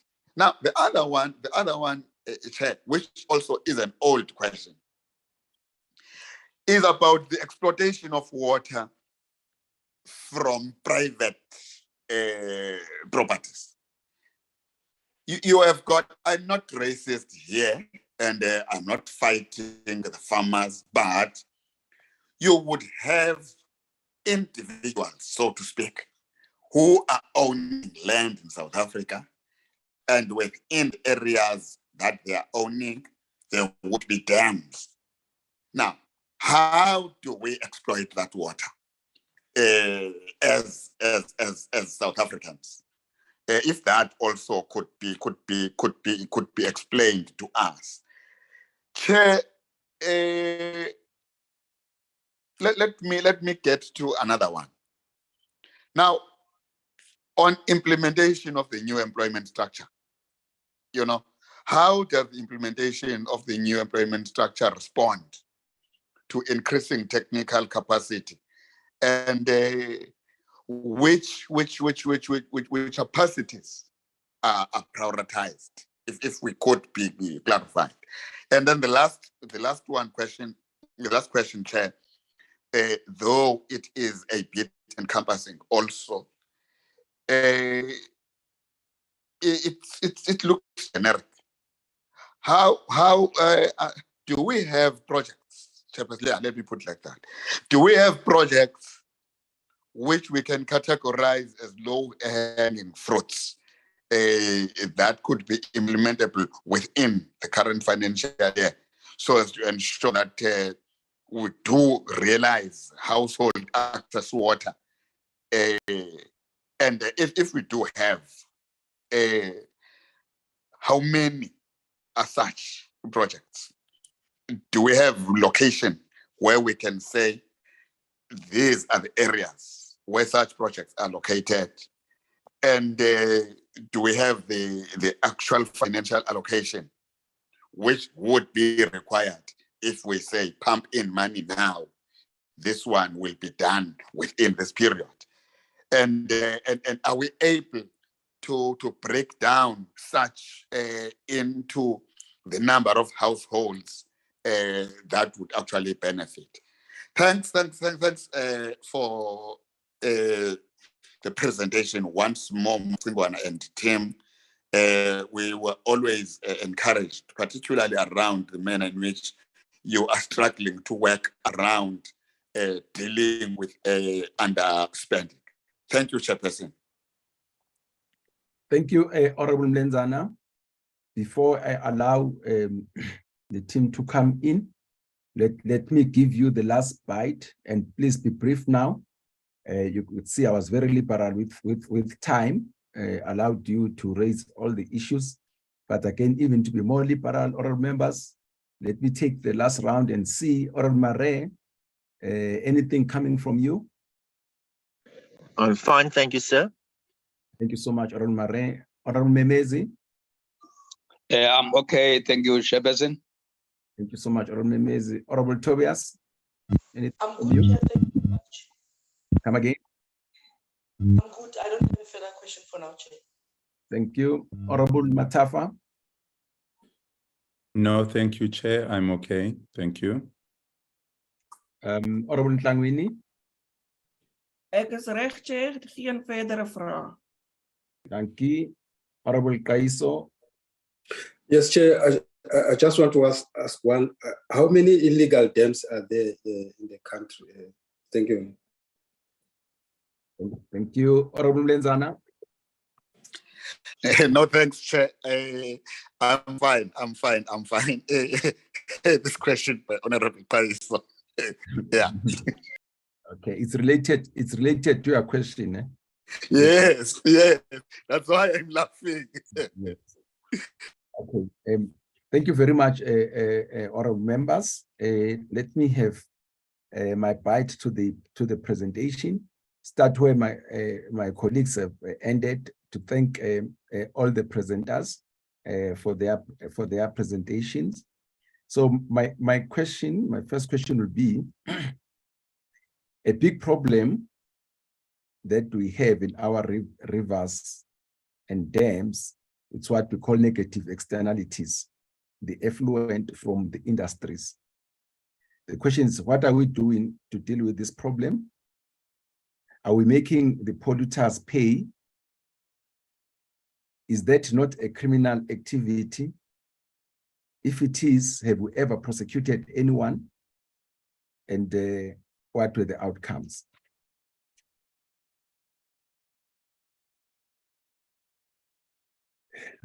My next question, it's about the conditional grants to municipalities, which I pick a percentage of the 773.226 million of payments for capital assets.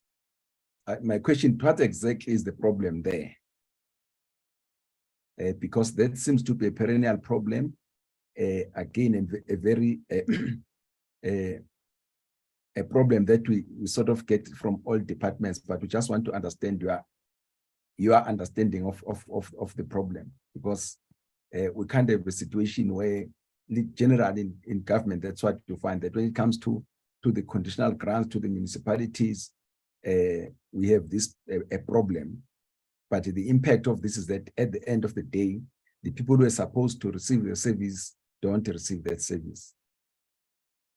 The next question is, what is your assessment of the health of our water infrastructure in the country? Next question is about localization. Pipes are an important input in water provision.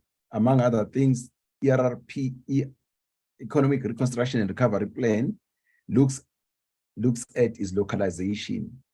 So the question is, do we know whether the pipes that we are using are locally manufactured, so that we can make sure that we create more jobs and we also impact on economic growth in the country?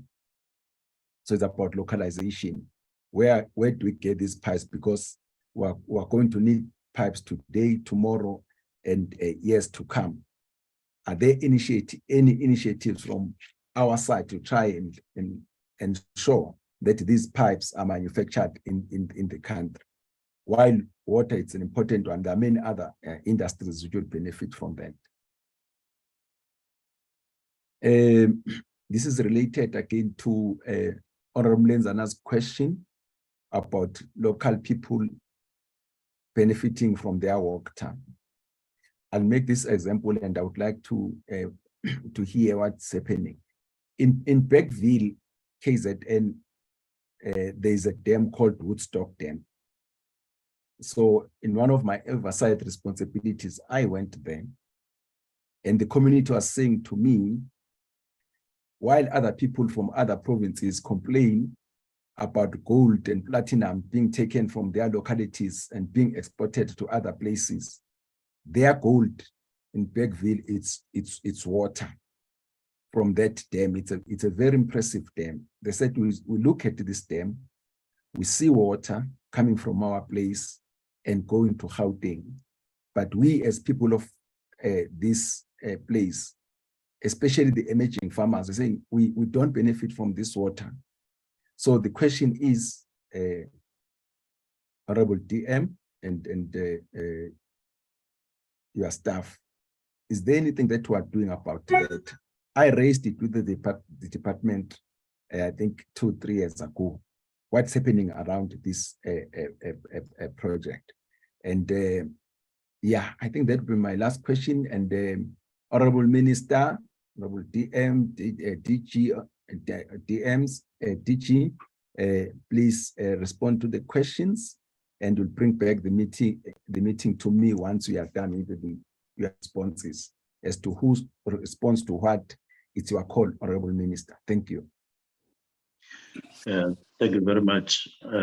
I will suggest that we handle it in a manner that allows everybody on the platform or most of us to respond. So I will allocate. I was trying to write as many questions as possible. If there are any omissions on my part, DMs are here. Now, the first question I would ask that it be responded to by DG, that is to Maria. It's water license and what is the number process now. Just that on licenses.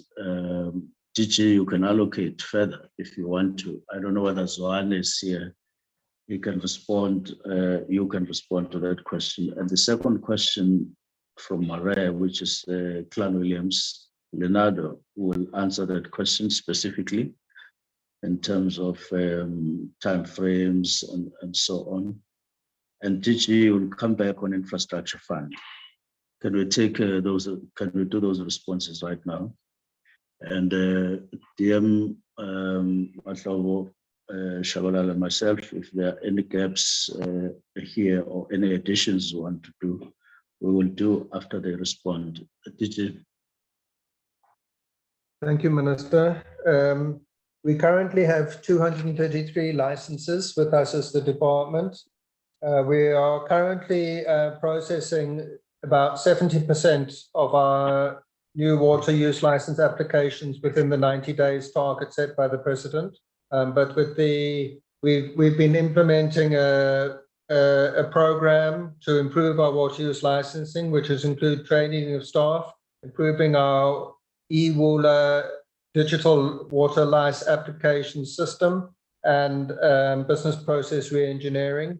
We're currently in the last phase of that program, which is to hire about 100 additional staff to assist with processing of licenses in their department and our regional offices. And once that is what we're currently busy with, posts have been advertised and the process of being filled. Once that happens, then we are optimistic that we'll get much closer to the target of 100% of licenses processed within 90 days.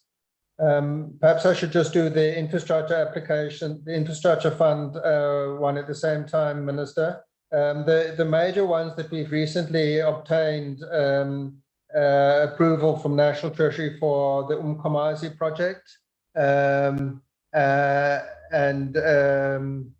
the ones in order. Umkomazi project for us, which is a huge project, about over 20 billion rand project. And then there's a number of applications which have been approved for for other bodies such as the water boards and municipalities. And we have a number in progress, but I suggest that we'll submit a list of all the approved infrastructure fund projects and all the ones in process to the committee after the meeting. Minister, there was also a question from Honourable Murray about whether the NWRA bill will be submitted to Parliament this year. It is our intention to do that. As I indicated, the bill is in public consultation now, and it's currently in NEDLAC, being processed by a NEDLAC task team, which is due to complete its work in mid-June. So we will then immediately go back to Cabinet once that is finished and ask for Cabinet approval to submit to Parliament. So if all of that goes well, hopefully we will submit to Parliament by the end of July or August. Leonardo? Good morning, Honourable Chair and Honourable Members. From a perspective of the Glen William project, yes, we understand that it was delayed because of the problems that we had internally as far as procurement is concerned, but that has now been at this point in time been addressed. That 6 of our major bids to actually ensure the progress that we can have and implementation of it has been processed, and it's now at the awarding stage, which means that we are signing contracts and placing orders with the various successful bidders, and we are working full steam to actually go ahead with the implementation or the commencement of the implementation of this project by June, and we take cognizance of the fact that yes, we have the constraints of the rainfall patterns in the Western Cape, which is different to the rest of the country, but that has been worked into the project plan in terms of the wet seasons where there might be certain limitations that we might be also faced with during this period of construction. We have the other impediments at this point in time that's also perhaps causing us not to run as fast as we can, such as legal issues that we have to deal with in adjacent to the dam, like for instance, in terms of the hydropower plant access, as well as the access to procured land or expropriated land, which is critical for the project processes, but that is being dealt with, and we are working around that, not to prevent us at this point in time to actually proceed going further as far as the Glen William project is concerned. Thanks, Minister. Thank you very much. DM Mashawa, do you want to add just on this category, and DM Shawlal after that, and then we'll wrap up on Mari's question. And then just on the matter of licenses, let me just indicate Matlingwan and Shenge that the historical backlog in the licenses that were there after Presidents and National Treasury had created an Operation Vulindlela, removing those barriers. And when the department led by Matlingwane, we came in, all those backlogs have been removed. There are no licenses that are outstanding in the historical one because Minister had to put a clear timeline. Most of the problems were mostly in the Western Cape, and those ones, we cleared them. The only issue that we just have to mention is that if there are those that are historical, Sheng, they are mainly with the Water Tribunal. And those that are with the Water Tribunal, their processes are taking a little bit of time. And Minister, the DG, they've met with the tribunal. They've met with the tribunal, and the tribunal, remember, there was a time when they had to appoint the commissioners. That process takes a little bit of time, and these matters are being attended to. And we're very confident now, as the political leadership, that the new system that the DG has put in, the turnaround time of completing all of them within 90 days of that are 70%, we're doing well. But there are those that in terms of capacity, like DG is saying, remember some of them, they have designs, and these designs must be signed off by a qualified authority. It can't be signed by someone who's not a professional registered engineer. And we're very confident that licenses will never become an impediment around issues of development because the department is holding them back. That's the only matter Matlingwana will come in. The issue of the infrastructure fund will be guided by you, because at a particular point, you need to speak broadly about partnerships that you have been leading. It's not privatization, but at that point, you clarify the visit. As for privatizer, but it's a resource mobilization. Thank you. DM Shabalala, do you want to add on this question, on these questions?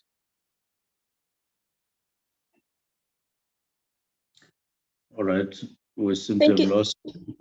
No, I'm here. Thank you so much, Minister. I think from the responses you've given and what DM Mahlobo and what we're doing on the regulations, and I think what's more important is the amendments we're bringing to the legislation that we need. Obviously, the support of the committee, but I think at this point, I'm okay. Thank you so much. Safe to say, sorry, Minister, safe to say DM Shabalala, is the first time you appear before the committee. Would like to see you, that's number one, and number two, the people of South Africa would like to see who's responsible for their water. I support you, Chair. We need to see her beautiful face. She's all right. I'm here. Yes, long live Schengen. Cool. Thank you. Okay, thanks. Welcome, DM. Welcome, Judah. All right. Bye, thank you. All right. Let's proceed to. I'll just respond once on the Honorable Memez's issue, municipalities and their capacity and the interventions that we're doing. It talks to, I think, another question that was asked later on the very same issue, the capacity of municipalities.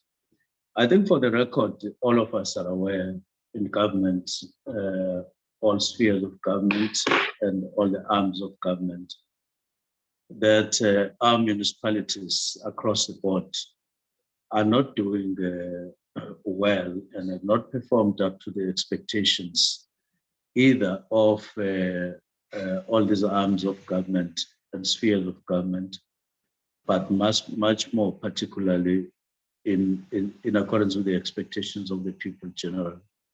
And I must say, in some cases, you can actually talk about embarrassment, and to a large extent, you talk about low performance. Now, that low performance has affected, by and large, the provision of basic services across the board as a result of their incapacity, which they admit openly, like they did when we had the summit 2 days, 18 and 19 of February last year. That was in relation to water. But you can see that it is across the board. Just on roads, by now, my view is that we should be having quite a lot of roads that get into residential areas, not highways or big roads, even in villages, but getting into residents. If not tarred, they should be better, far better than this, especially in rural areas. But what municipalities have done over time is to merely redo the tarred roads that have been there when they started way back in '96 and so on. And there are no clear explanations as to why there is no shift in this regard. There may be few exceptions here and there. If you're urban, you will insist on routes that are around CPDs, but in townships, you would leave them with potholes and the like. And that is across the board once more. Now on water, water has a distinction, water provision has distinction in the sense that It's a sensitive area. Water is life, water is a right, constitutionally entrenched, and it is emotional. You can do almost anything if you are deprived of water, just to fight for your rights, because it even affects the body, your brain, your heart, your lungs, everything, because it requires water across the board. That's why, so if a person deprives you of water, in other words, it's depriving you of life itself at a personal level, and therefore it becomes very emotional.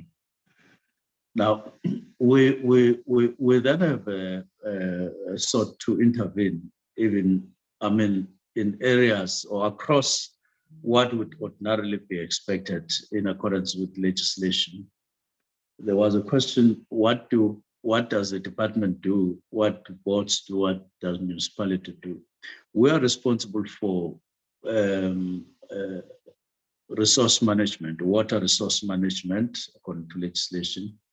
We are responsible also of bulk water supply. We are responsible also of norms and standards as far as water services are concerned.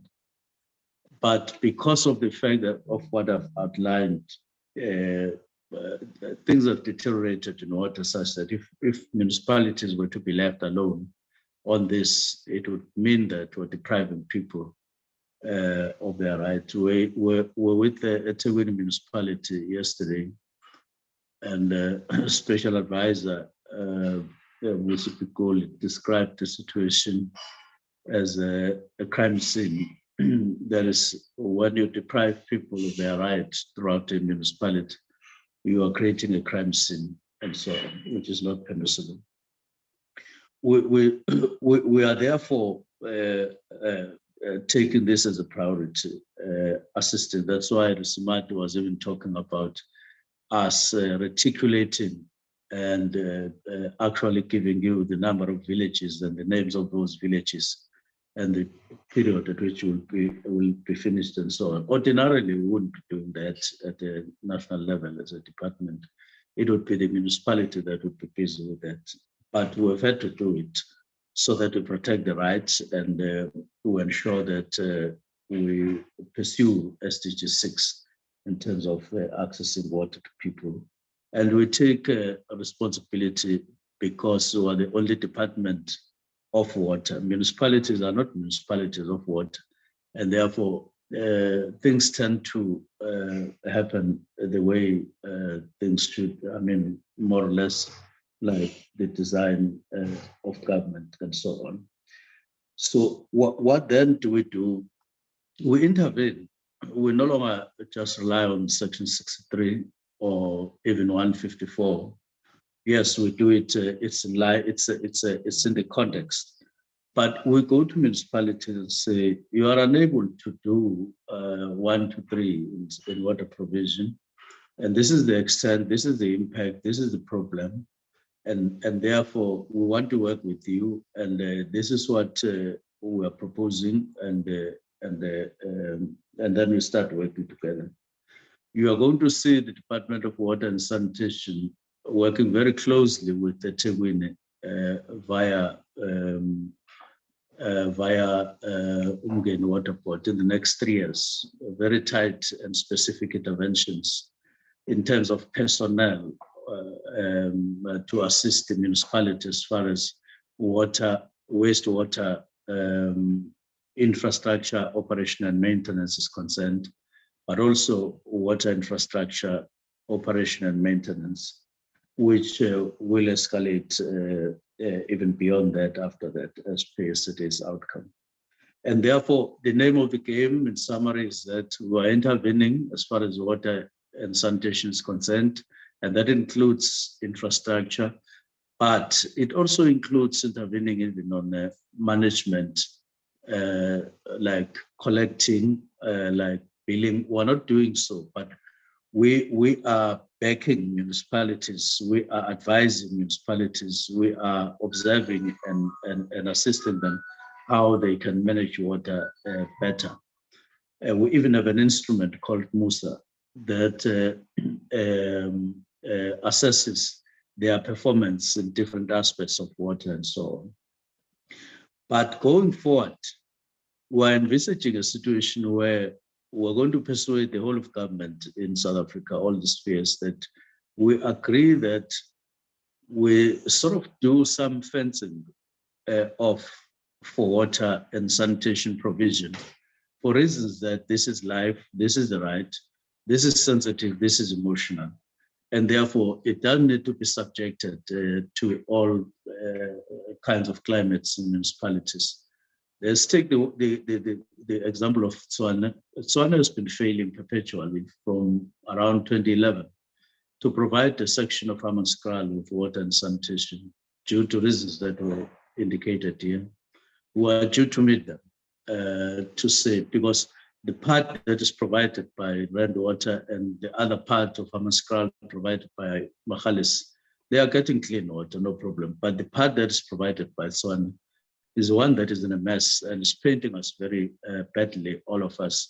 And we're due to engage them. It has been, we have been unable, almost impossible to meet them, because every day they would have a new mayor or spells of periods, no mayor, and it has been very unstable and preventing the municipal manager to take appropriate decisions, some of which we have agreed on already with them, but are not implementable. So I'll pass that with that kind of explanation to the Honorable Memezi, but appreciate your comments overall. Now let's go to Honorable Member Thandi Tobias. Completion of Guyana projects.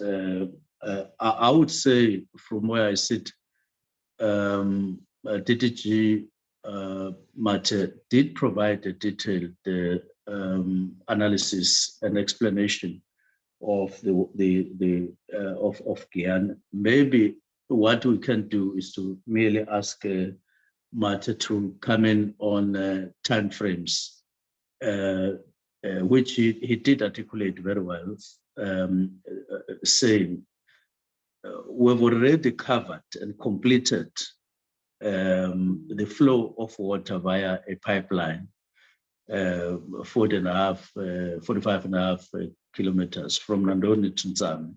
Water is now there, flowing into the canal into Nzame Dam.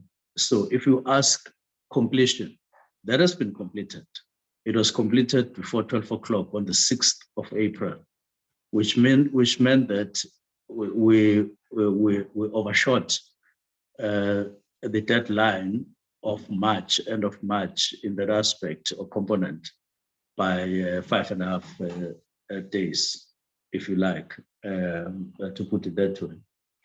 Now, as far as we are concerned, given the weather, given other problems, we were on time. That was after we had given a deadline of September, which led to a number of things. But there was a very valid reason, even that, because we had been stopped from working by local Amakosi who were demanding water, and that they are closer to Nandoni, but they saw water passing, pipes passing to Guyana, and they stopped. And then we had to negotiate with them. It took a few weeks to do that, but we accept that as a package. So the time frame for that component has come and gone. Have we delivered? We've delivered. The second component, as Mate explained, is the refurbishment of the treatment plant. Is it our duty? No, it's not our duty. But is it not our duty? It is our duty. In terms of legislation, that plant belongs to Mopan. That is, they are their owner. They are its owner. They built it, and so on and so on. There was another plant they built to augment the other one, which functioned for 3 months only in 2014, and it died completely. It had to be demolished because it was badly done and so on. So the alternative in terms of our advice was that refurbish this one so that when water arrives, the capacity of that plant is okay. And we assisted them in procuring, in doing all sorts of things. Strictly speaking, we shouldn't be associated with any blame for whatever that relates to refurbishment. But we cared enough to say we can't restrict ourselves to providing bulk when water is not reaching the people of South Africa, in this instance in Guyana. And therefore, we assumed the responsibility outside our mandate, even a legal one, and said, we're supervising you as a municipality, we want you to deliver this. What is happening now, they are refurbishing, the contractor is on site. Now, we went further. When water has been cleaned, even at the current capacity of that plant, what happens? We then overlapped to reticulation, which is the duty of the municipality again, and we assisted them on how to procure legally and without any problems, because that municipality is suffering from undercapacity as far as a number of aspects are concerned, as I've indicated. What is happening now? 27 construction companies are on site. They are working on reticulation. Now, we explain this to the best of our ability, just to say we accept blame, even the fact that this project, if you look at it as a whole, was started in 9-10, because government is government, regardless of who is in office now and then. But at the same time, between us and the portfolio committee, we should understand that we were appointed in August 2021. But this is what we've been able to do. Are we boasting? We're not boasting. We are merely covering what should have been done long ago by government in terms of the undertaking, in ensuring that they deliver on the rights. But at that time, we found shoddy for one reason or the other. But ours was not to cry and do all sorts of things and complain, was just to do the work that we're doing. Very soon, we're delivering in the villages around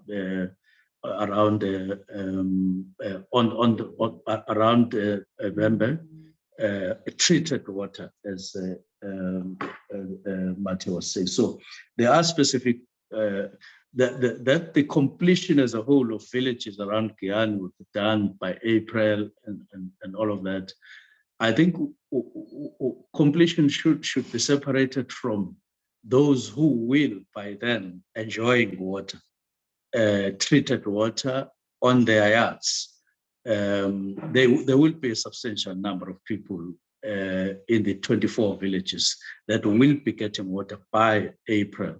That it won't have been completed or may not, or that the project as a whole won't have been completed, but substantially, it will be completed. We can put it that way. So let me then move on to PPP in reticulation. There was a question. Do you want to respond to that one?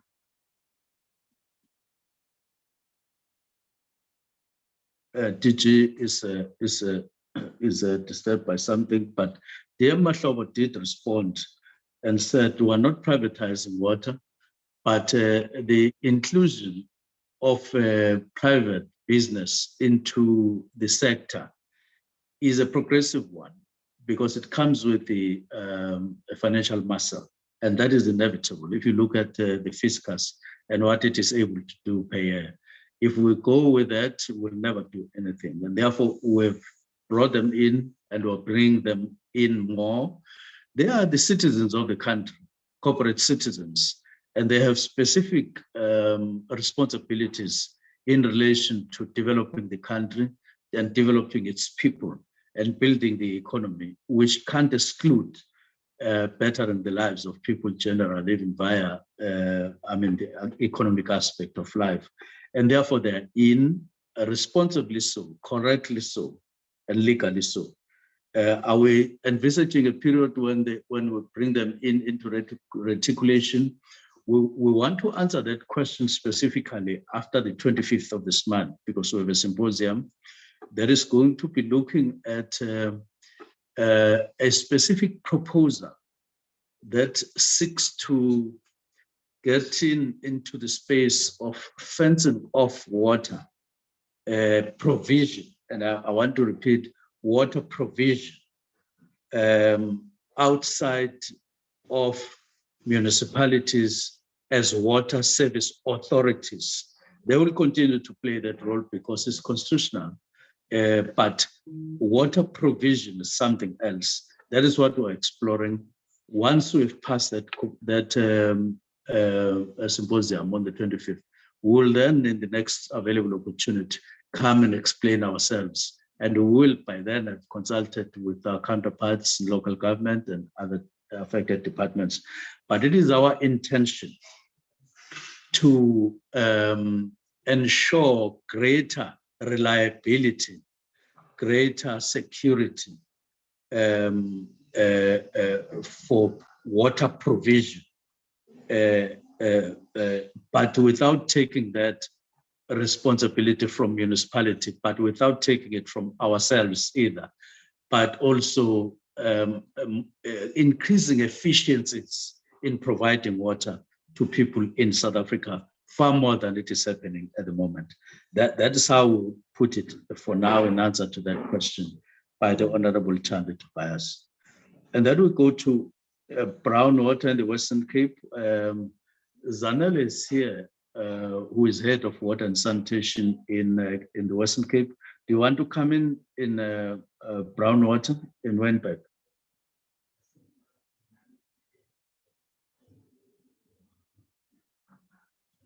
Zanel, speak.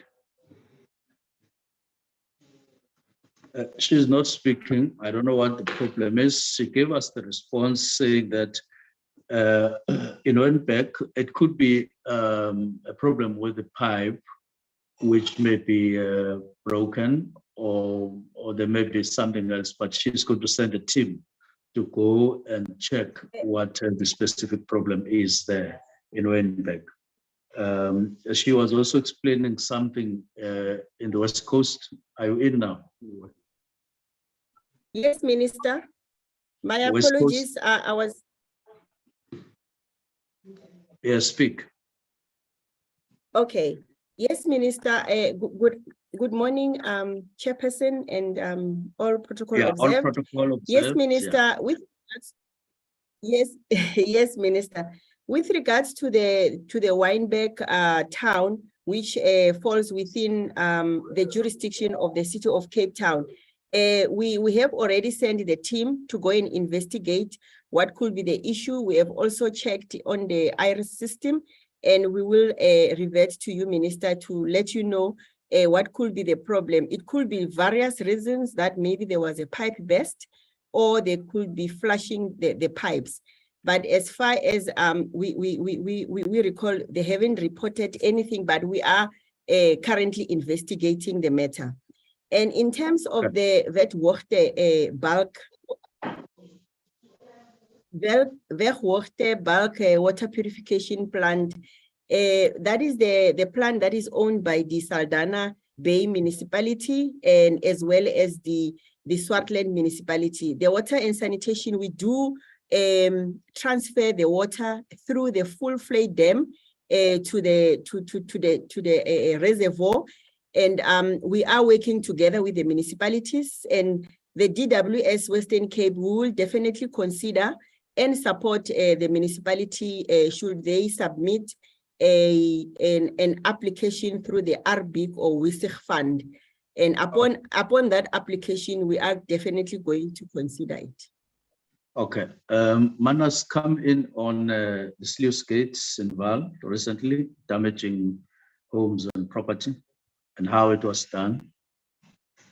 Manas? Thank you, Minister.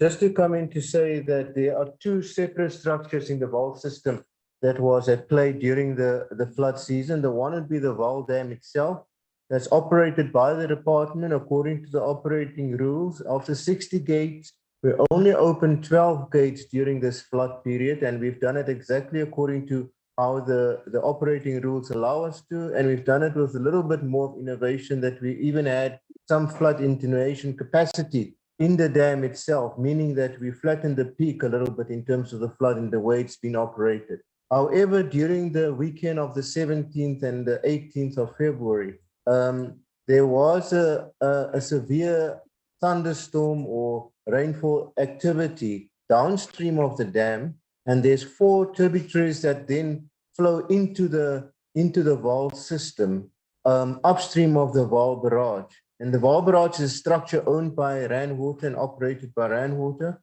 And it has been determined through our hydrological study that we've done that in the Suikerbos Rand, as well as in the Klip River, there was significant runoff that came down that those 2 streams that caused a backwater effect in the Rietspruit itself as well. And this is being looked at to see at this point in time also so that we can learn from it. However, we can also state that the reason why we dispute this to be, as it's been alleged, that it's been a man-made flood at this point in time due to the operations of the department, was that we had a very uniform, smooth pattern of release. However, downstream, there has been reports, and also as we've been on site on the day with the minister, that there's been reports that there were 20-minute to half an hour peak floods that came through the system. And that means that that was more a mimicking effect of the, or pattern rather, of the runoff that emanated from the rainfall events that have been referred to during the 17th. And then obviously also the last point we want to raise, Minister, is that all the damage that we have been that's been reported to us downstream in the Vaal system has been within the 1 in 100-year flood line at this point in time. And that is also that we need to keep in mind that we are, as a department, we really discourage the public to actually build any permanent infrastructure within the 1 in 100-year flood line anyway. So that would be my report. Thank you. I can assure the honourable member that a delegation of ourselves in the ministry and department, we went there. There's no evidence of any error in operating the sluice gates, and it has been like that for quite a long time. And there are records there. The honourable members can go and demand those records. We met the head of the residential association there in the area who had records of when the sluice gates were opened, what warning they got from at what time and what happened, including information warning the residents of what was about to happen at any given time. One of the telling stories that he shared with us, which Manas is relating to, is that he said in the 40 years that he had been there, he had never seen a flood like that, but upper the barrage, that is between the barrage and the dam, which means that there was something that had never happened, that happened that time in the last 40 years. That is the flooding of the rivers that get into the Vaal River system. That was so full that people did attest that it was happening for the first time. We even went there, and indeed we observed that there's a river there, Klipspruit, which, or if it's Klipspruit, whose dam, whose bridge was damaged heavily, and residents were trying to rebuild it in order to get across and so on. So certain things that were strange that had never happened in the last 40 years happened, but it is not because there were operational mistakes or errors. But the second aspect is the one that Manas is talking about. One of the homes we visited there, down the barrage, was somebody who built their home almost on water. And it is nice to do so because every sunset you enjoy the coolness of your home surroundings and in your home and so on. But look at what happened. He almost got the whole homes or whole house washed down by the river. And all of those homes which are within the prohibited area, they were heavily affected. And then they say it is because of errors in the operation of the sluice gates, which was not factually backed and so on. So there's no error that was committed. However, we had to go there. We had to share and sympathize with the people for the damage that happened. We couldn't say, yeah, it's because of this and that. And we encouraged them to observe the zone or the area where they shouldn't really build their homes, and they should avoid that and so on. But human beings are human beings. You won't force them at the barrel of the gun to move and so on. Now, let me then go to the next one, which is Babawaska, the 33 million underspent. What criteria did we use to freeze certain posts or not to fill up certain posts, and the impact on delivery? DG, you want to come in there? Yes, thank you, Minister. It was more a matter of what criteria did we use to identify which key post to fill, because everything else we couldn't fill because we didn't have money. And the criteria were criteria such as things that are presidential priority. So probably the biggest prioritization that we did in terms of filling posts with the small amount of money that we have is to fill the 100 positions for the water use license applications processing in our regional offices, so that we can improve our turnaround times for water use licenses, which is a presidential priority. Then there's a couple of other priorities that we identified. I've indicated that it's a major priority for us to improve our infrastructure procurement to deal with under expenditure. So we've prioritized filling a couple of procurement specialist posts under the Chief Financial Officer. And then we've also prioritized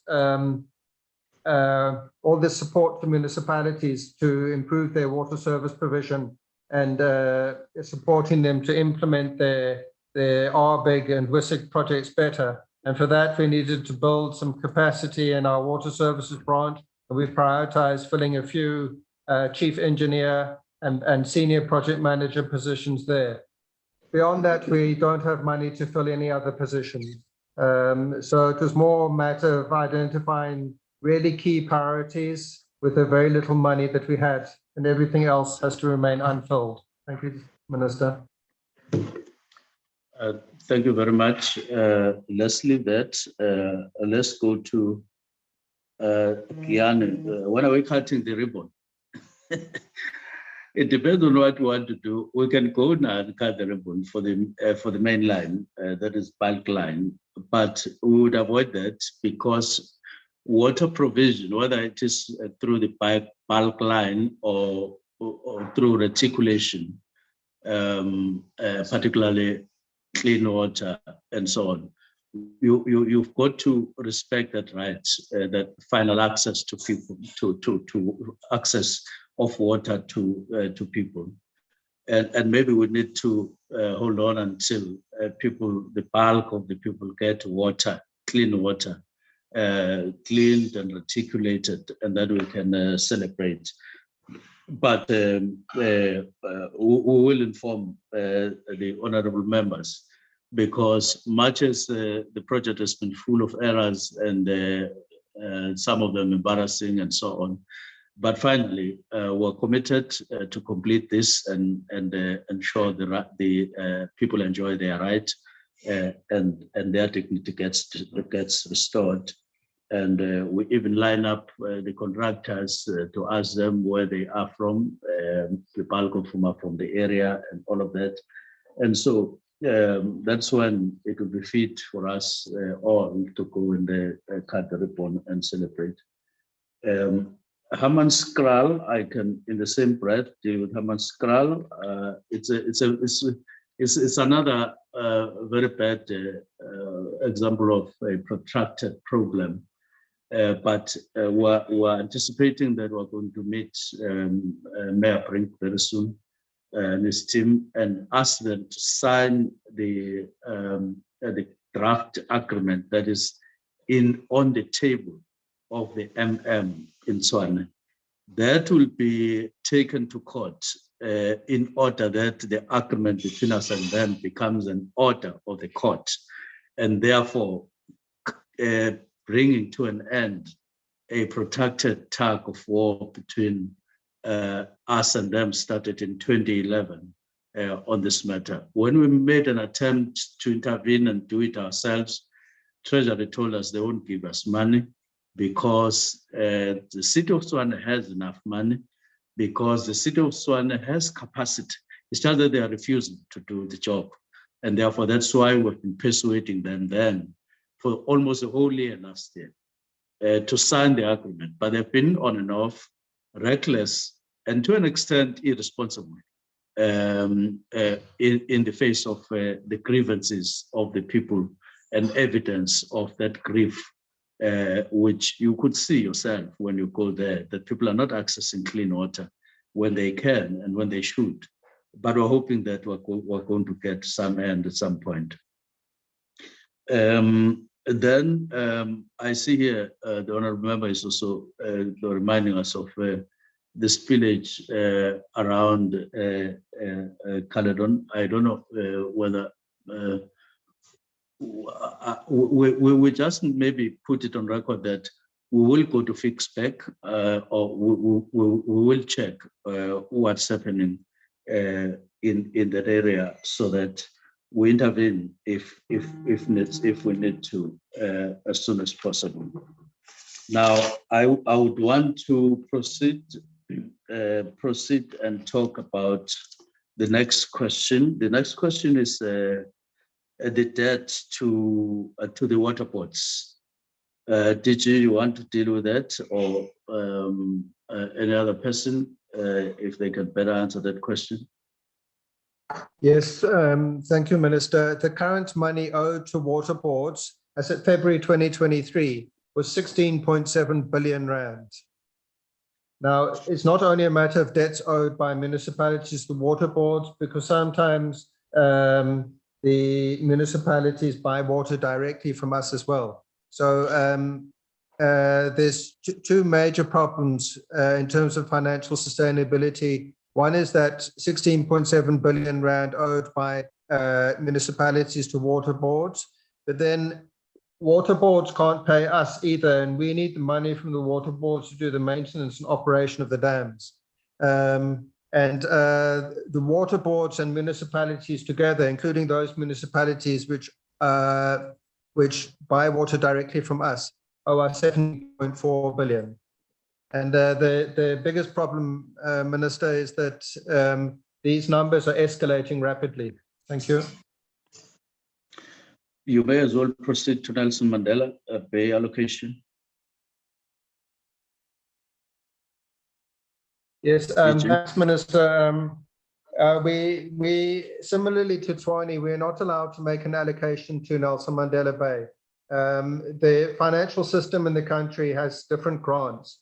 Our grants are the RBIG grant and the WISIG grant, which aren't allowed to be provided to metropolitan municipalities.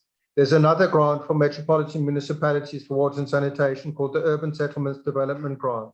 And the metros are supposed to use the Urban Settlements Development Grant for water and sanitation. We have been encouraging Nelson Mandela Bay, and we've been assisting them with planning. And the results of that planning indicate that they should fund using the USDG grant a further phase of the Nooit Gedacht water treatment works, which treats water that's brought all the way down from Kharif Dam, which will go a long way to helping Nelson Mandela Bay have more water. But unfortunately, the city has not yet made a decision to use its USDG grant to do the next phase of the Neutracht works. Thanks, Minister. Consultant costs, Gigi. Thanks, Minister. I'll say a little bit and then ask Frans to add. But as a technical department, and given the nature of the technical industries that we work in, and the fact that we often need very specialist expertise to look in a dedicated way at projects and plans for projects, it's not possible for us to have all the technical, engineering, and scientific capacities that we require for all of our work on our staff.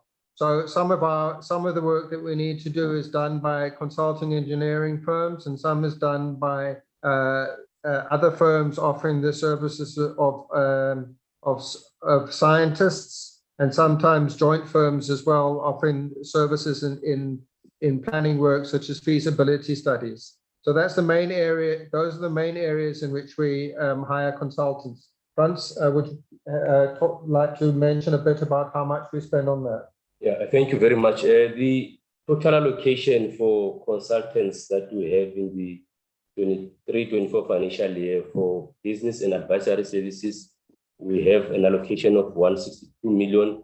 And then for infrastructure and planning services, which is what DG also outlined as the resource that we bring in, is 232. So in total, we have budgeted 394 million for the whole country on this item. Thanks, Minister. On municipal capacity to do basic services, we have responded. Completion of Gyan responded. There is an issue of a plant in Tabanchu. I don't know who is Dr. Tilly here to respond. A treatment plant in Tabanchu and its derelict state. Yes, good morning and good of them. The treatment in Tabanchu is falling under Mangaung Metro, in which we have assessed it in terms of its functionality for about a month ago. We have found that it is not even also in a good position. Almost about 2 in our contracts, which were really funded by the human settlement through the USDG. The Mangaung has already provided a response to us by saying they will be able to put them again back to the refurbishment plan to improve them. We have already asked for the action plan. I don't know, Minister, can I also go for the feedback one?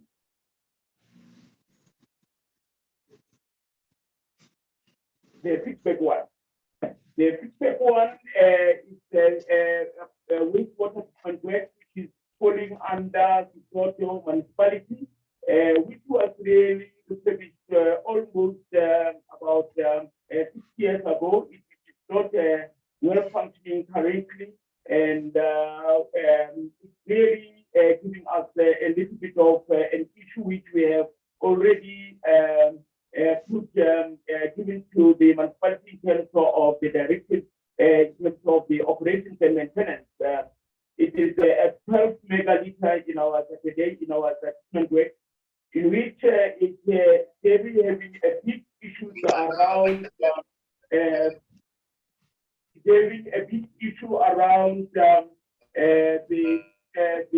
blockages and the vandalism which are very close to the social. Just a second. Just a second. What we have done, Dr. Chair. Dr. Tilly, just a second. Just I'm coming in. Okay. I'm coming in. Oh, just hold, Doctor. Honorable members, can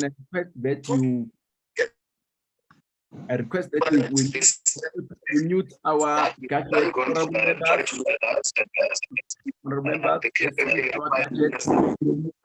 Honourable members, yes.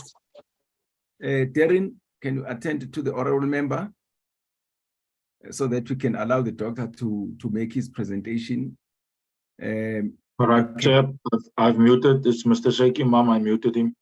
That's fine. I saw that. Okay. Please, sorry for that, Doc. Please continue. Thank you very much. I was just mentioning that the fixed wastewater treatment work is the 12 megaliters per day work, consisting of 2 activated large modules that discharge into Caledon River. The work receives effluent from Fixed and McMillan Township. The outfall towards conveying sewage to the works are prone to blockade and vandalism because it's along even the Caledon River.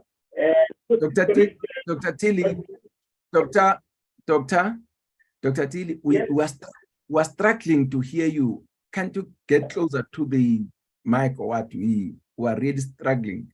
Try again. Okay. That's better. I was mentioning, am I audible? Yes, now? That's better. Keep it where you are now. Yes. I was saying the fixed waste treatment work is the 12 megaliter per day work, consisting of 2 activated large modules that discharge into Caledon River. The work receives effluent from Fixed and McMillan Township. Outfall towards the conveyed sewage to the work are prone to blockages and vandalism, causing sewage not even also reaching some work. But now what we have already done, this particular treatment work was really refurbished within about 6 years ago.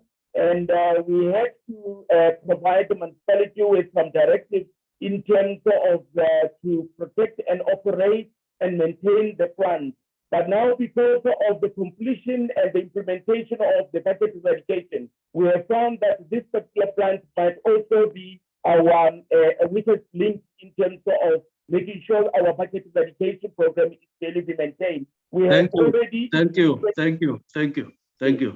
It's fine. We have responded. The bottom line is that we will follow up on that observation. Thank you very much for bringing this to our attention. We're not aware, but we need to follow up and do what we have to do on the plant. Let's move on.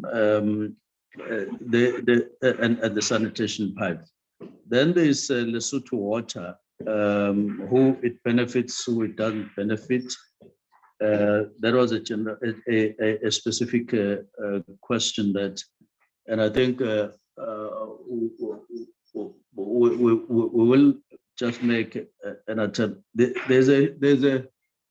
I think it is incalculable, if I could put it that way, the benefit from the Lesotho Water, right down to Namibia and the communities lower down Orange River and Northern Cape and Eastern Cape in the form of North Gedacht via Gerrit Dam. Remember, Gerrit Dam is the biggest dam in South Africa, and it's filled with water that is from Lesotho.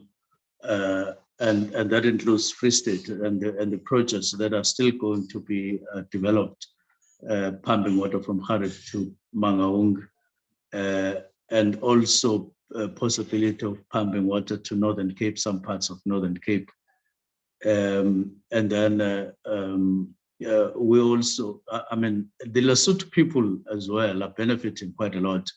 You are aware of the current projects, Podehadi, which will have a tunnel that will release water to the current dam and tunnel, the Gaza Dam, but it comes with another development in a number of developments in Lesotho side. There's a bridge which is hailed as one of the landmark bridges that are going to be developed. And I think they have started and they're somewhere towards completion in Lesotho itself.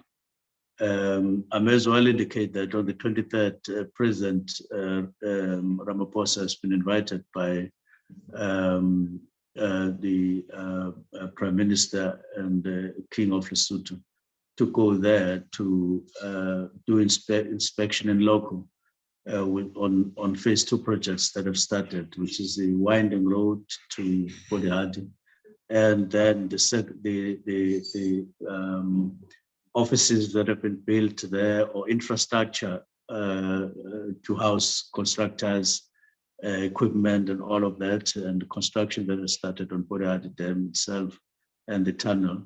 So, and then some people have been affected and are still going to be affected by water, rise of water in Bodihadi. And then they get to better settlements as the law requires. So a number of communities in Lesotho have benefited in terms of better human settlement and some in compensation for construction of water to South Africa.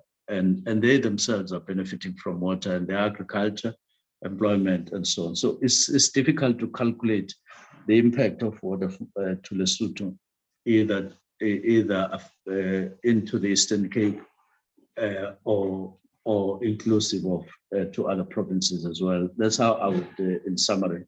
But if deputy ministers want to add, Deputy Minister Shabalala, Deputy Minister Mahlobo, if you want to add on the benefit, you can.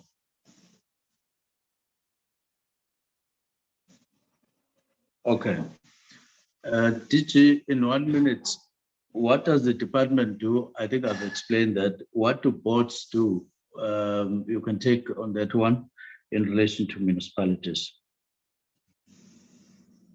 Thanks, Minister. Well, the starting point is the Constitution. The Constitution divides between national and local government responsibilities with regard to water. And it says that municipalities are responsible for their distribution of water, in other words, to provide water services.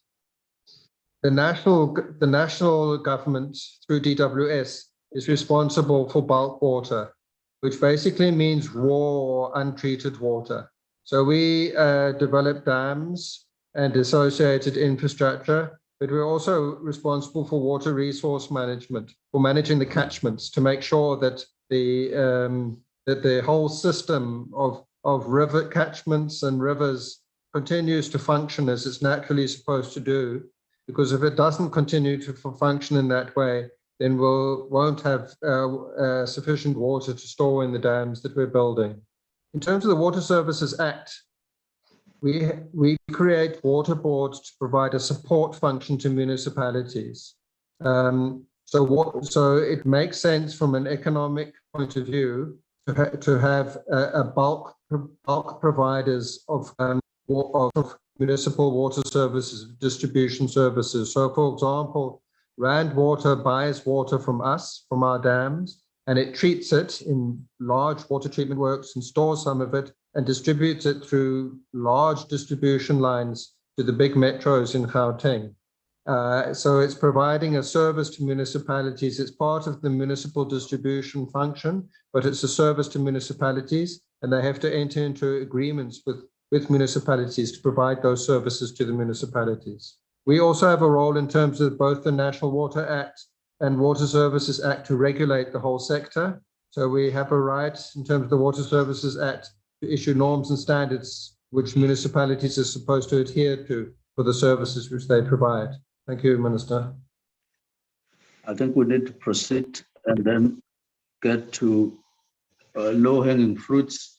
We rather can provide information to the honourable member, Bamlenzan, on what it refers to as hanging fruits. It's simply because it's all over in all provinces, and we can see, and we are accelerating movement towards reaping those fruits, because indeed there are many of them that are low-hanging everywhere where we're intervening, and so on, and others, even big ones like low scope, we really are very close to. People can see, they can visibly see, because in that project alone, pipes are being laid between Loskop and East Mutse.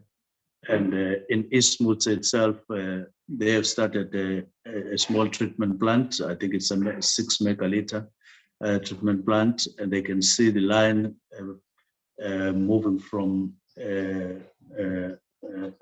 that side. That is Limpopo. Limpopo side into Mpumalanga side, that is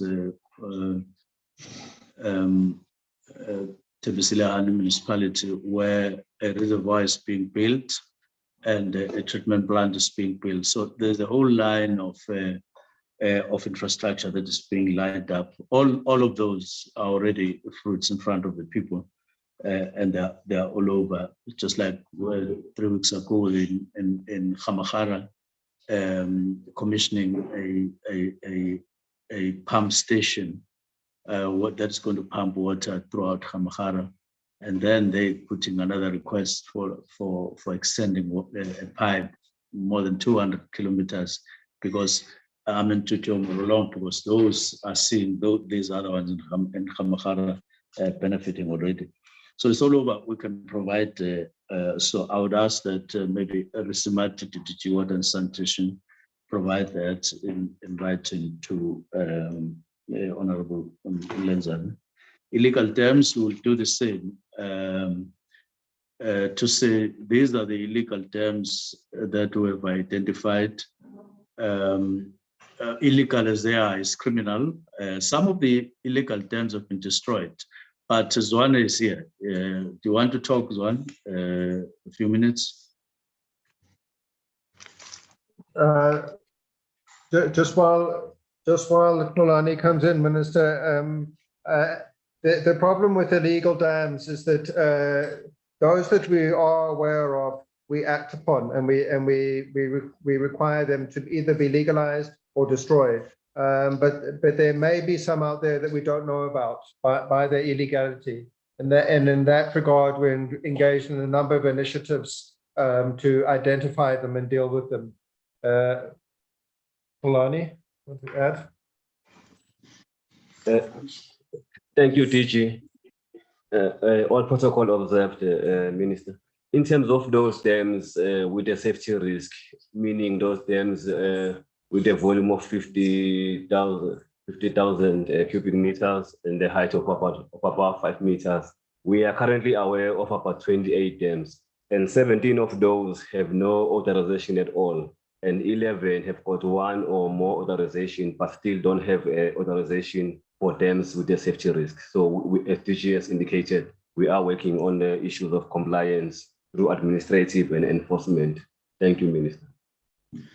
Go on, Golana, on pollution or effluent release, which is not treated up to standard. Do we punish people? What do we do? What's the state of affairs? Yes, Minister, I'll come in on that one. We do take actions. We're empowered under the National Water Act to take actions. Over the last year, from April 2022 to the end of the financial year, we issued 280 notices and directives under sections 19, 20, 53, and 118 of the National Water Act. And those compel polluters to take remedial action and curb the pollution of water uses. We've also pursued criminal action against polluters by instituting charges against 12 water users found to have caused pollution of water resources. And we finalized and handed over 6 case dockets to the National Prosecuting Authority to take a decision to prosecute. 4 plea sentencing agreements were reached during that period, in terms of which 2 municipalities pleaded guilty on all charges, and the court imposed fines for causing pollution of water resources. We also initiated 2 court interdict applications against water users found to have caused pollution of water resources, and 1 court order was granted against a municipality for causing pollution during the same period. Thanks, Minister. The last 3 questions. One is conditional failure or failure to spend conditional grants. Would you want to take that one, Gigi, by municipalities? What action, extent? Yes. Yes, thanks, Minister. I think the question related to what are the causes of it. And the causes of it are basically slow planning and procurement processes in municipalities and weaknesses of project management in municipalities. As honourable members will know, this is a problem across government, particularly the procurement challenges and the procurement processes being so slow. But it's not something that has to result in us underspending, because as I indicated, what we're going to do is to move money during the course of the year from those municipalities which are underspending and add to projects where the municipalities are doing well and spending well, and then we'll put the money back to the slow ones later. And in that way, we'll make sure that we fully spend our allocations, and those municipalities who are able to deliver quicker are given the necessary resources to do so. Thanks, Minister. Anyone to add, Deputy Ministers, on failure to, on reasons for underspending? Okay. I can add one. Okay. Okay, thanks.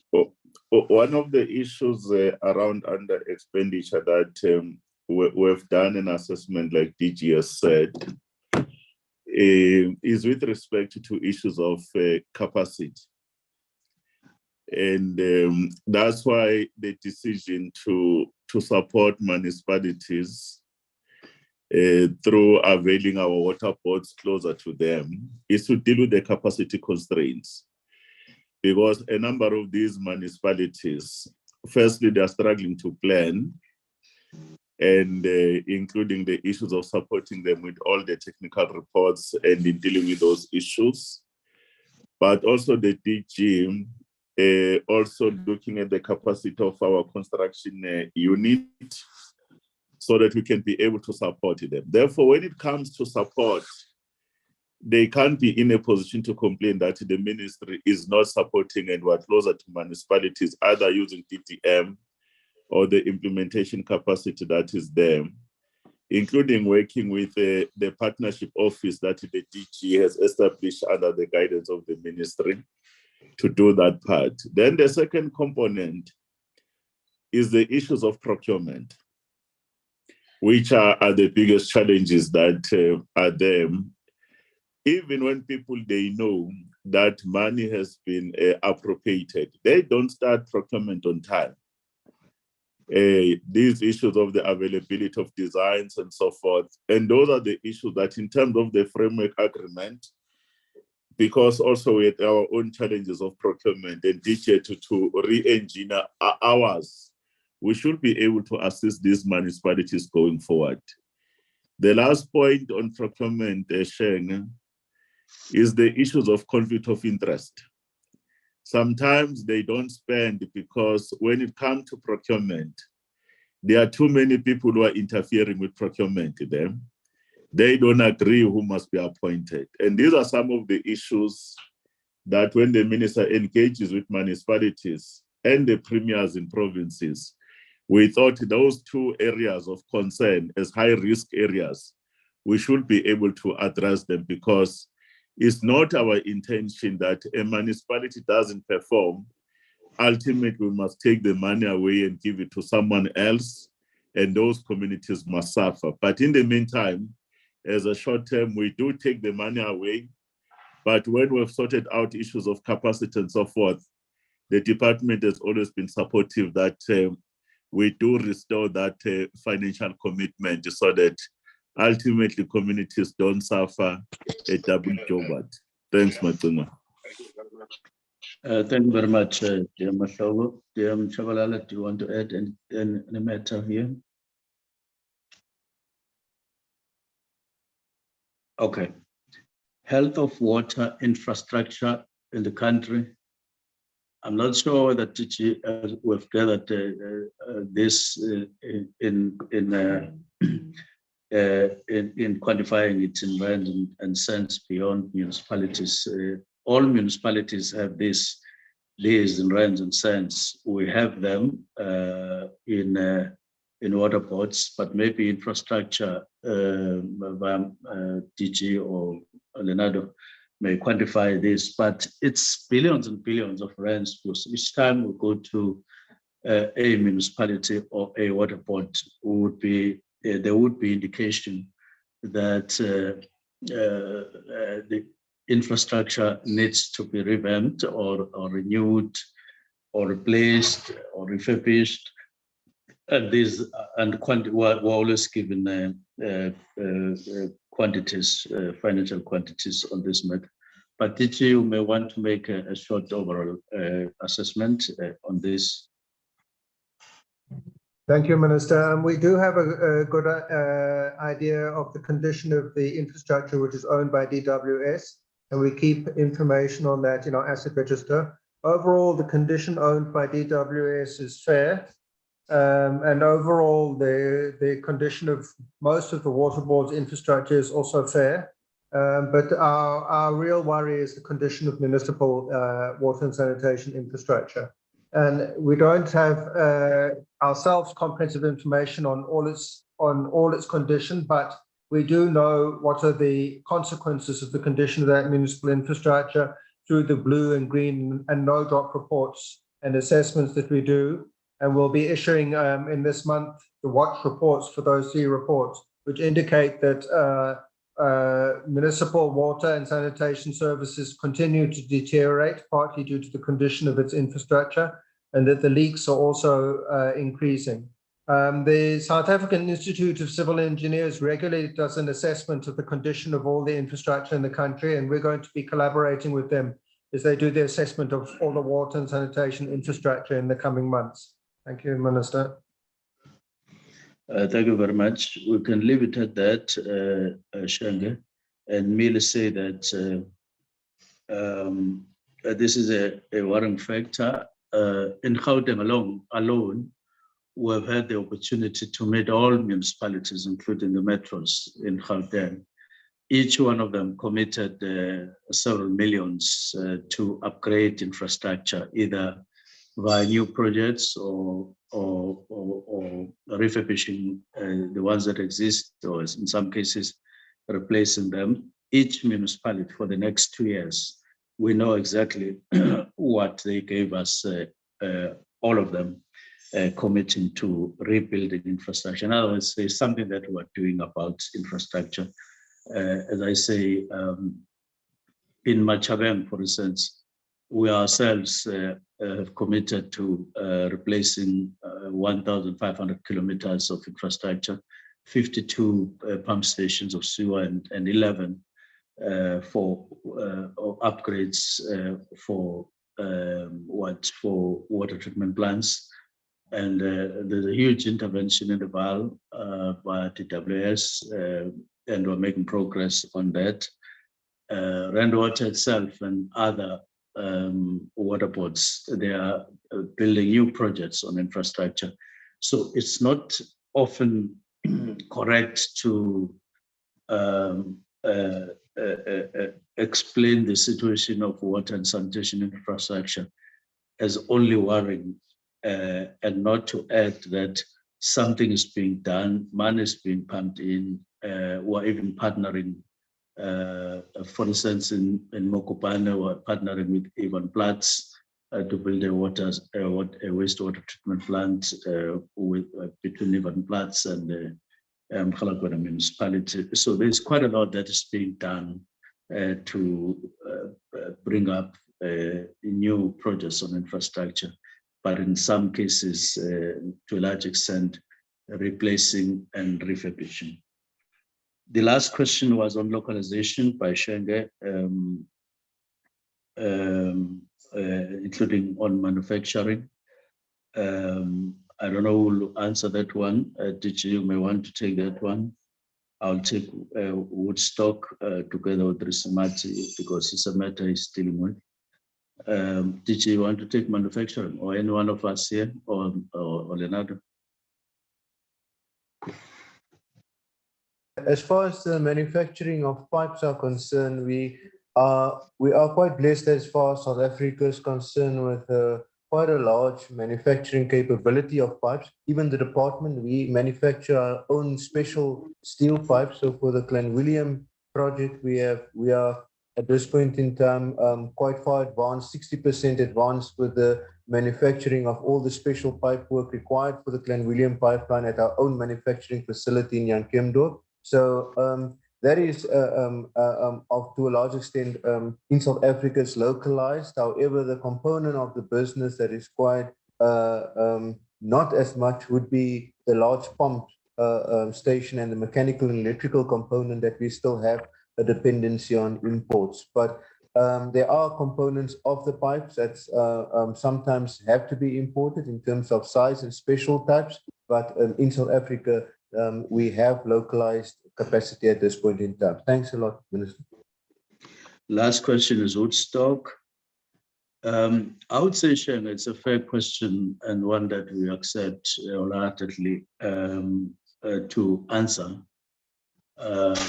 Historically, there are many rivers that lead to Gauteng via obstructing water to that particular province from the rest of South Africa.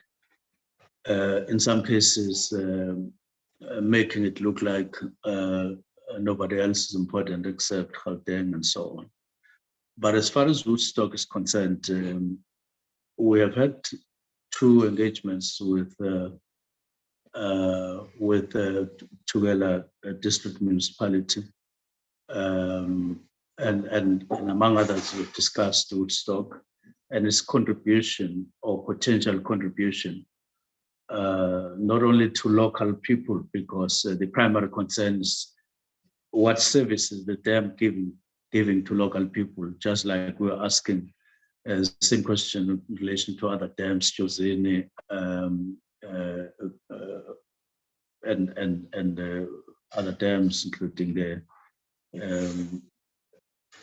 Warp and so on, which historically are dams that were built with other people in mind other than those who are local, and of course, including other people as you go further.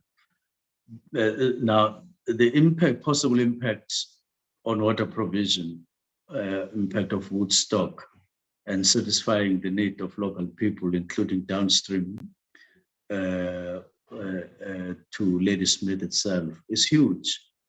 And there are several proposals that came up in the discussions when we engaged the district. We are angling towards the last engagement with them, but in the main, we will be indicating what projects we are taking up to try and answer and to address the grievance of the people of that district, which may include abstracting water from Woodstock, Spew and Corp, and all those areas. But DG Mate may want to make a statement or two, if you are in a position to.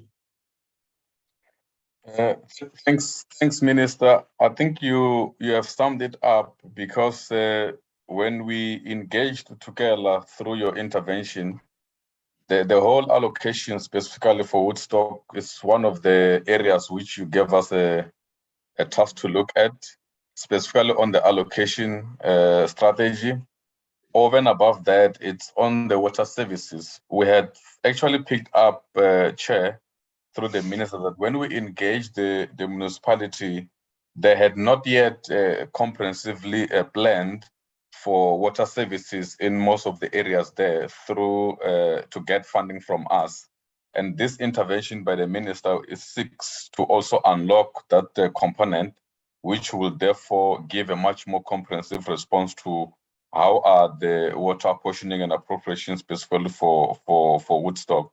So the minister is quite right in his response. So I thought that those are the few issues I can add into it, but the whole implementation plan will come out once we have finalized the minister's intervention for the area. Thank you.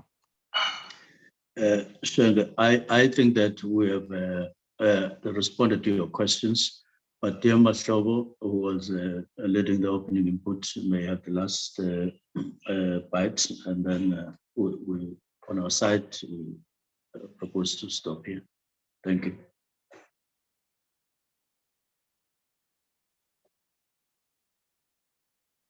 Mahlobo? Okay. Okay. My apology. Yes, we wanted you to do the last part. You did the first part, and otherwise we will finalize the questions. No, on my side, Macingwane and Honorable Chairperson Sheng and the other members, the last issue that Macingwane was trying to respond, the historical issues of bringing water to certain people that government at the time had in mind is not an accident of history. Remember, they needed water for economic purposes in Gauteng.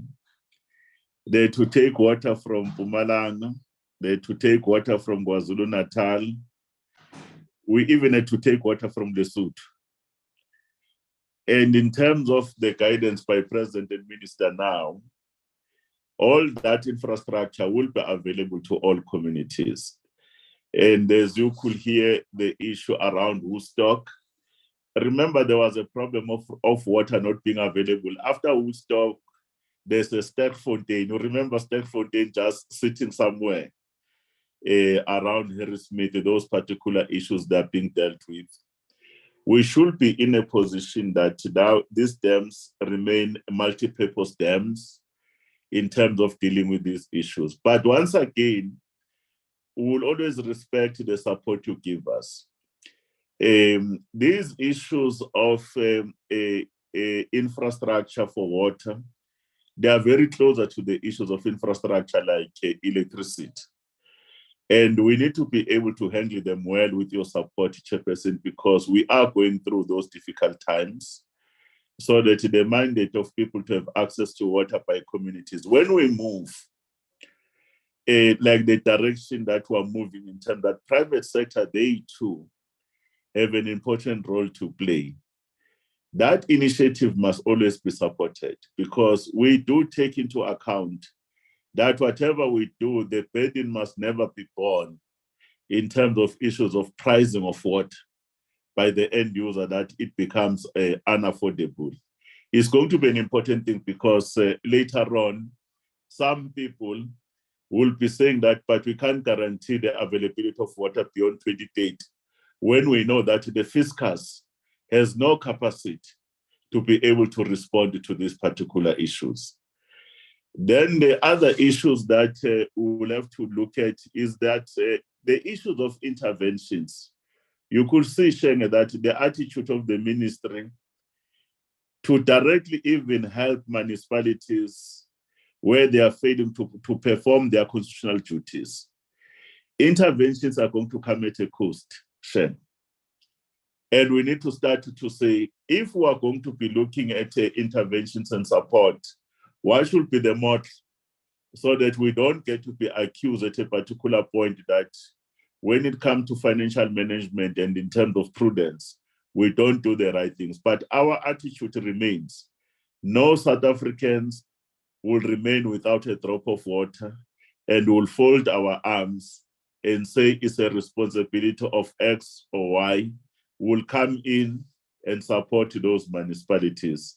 Those are some of my concluding remarks, Macingwane, and I appreciate that we will give the committee led by Sheng all the other necessary information of all our projects, where they are located, so that this support around these appropriations, we know, you know which communities, what is the impact that is being made, because there's a very, very long list of the hard work that is being done on the ground.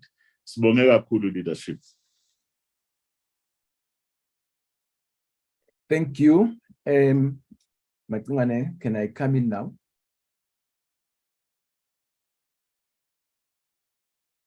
Yes. Okay. Well, I just wanted to make a disclaimer that I didn't consult with Macingwane as to the uniform of the day, the gray and blue that we are wearing today. But on a serious note, the oral members have said a mouthful in appreciating what Honorable Minister Mchunu and his deputies Honorable David Mashowe and Judith Shabalala are doing. All I can say is to agree with them. Also appreciate the presentation by the DG, Mr. Phillips, and the management, and you are responding to the questions that have been raised by the honorable members. Then, Honorable Minister, what is good from our side when we interact with you and the department is that it becomes clear you understand what are the problems.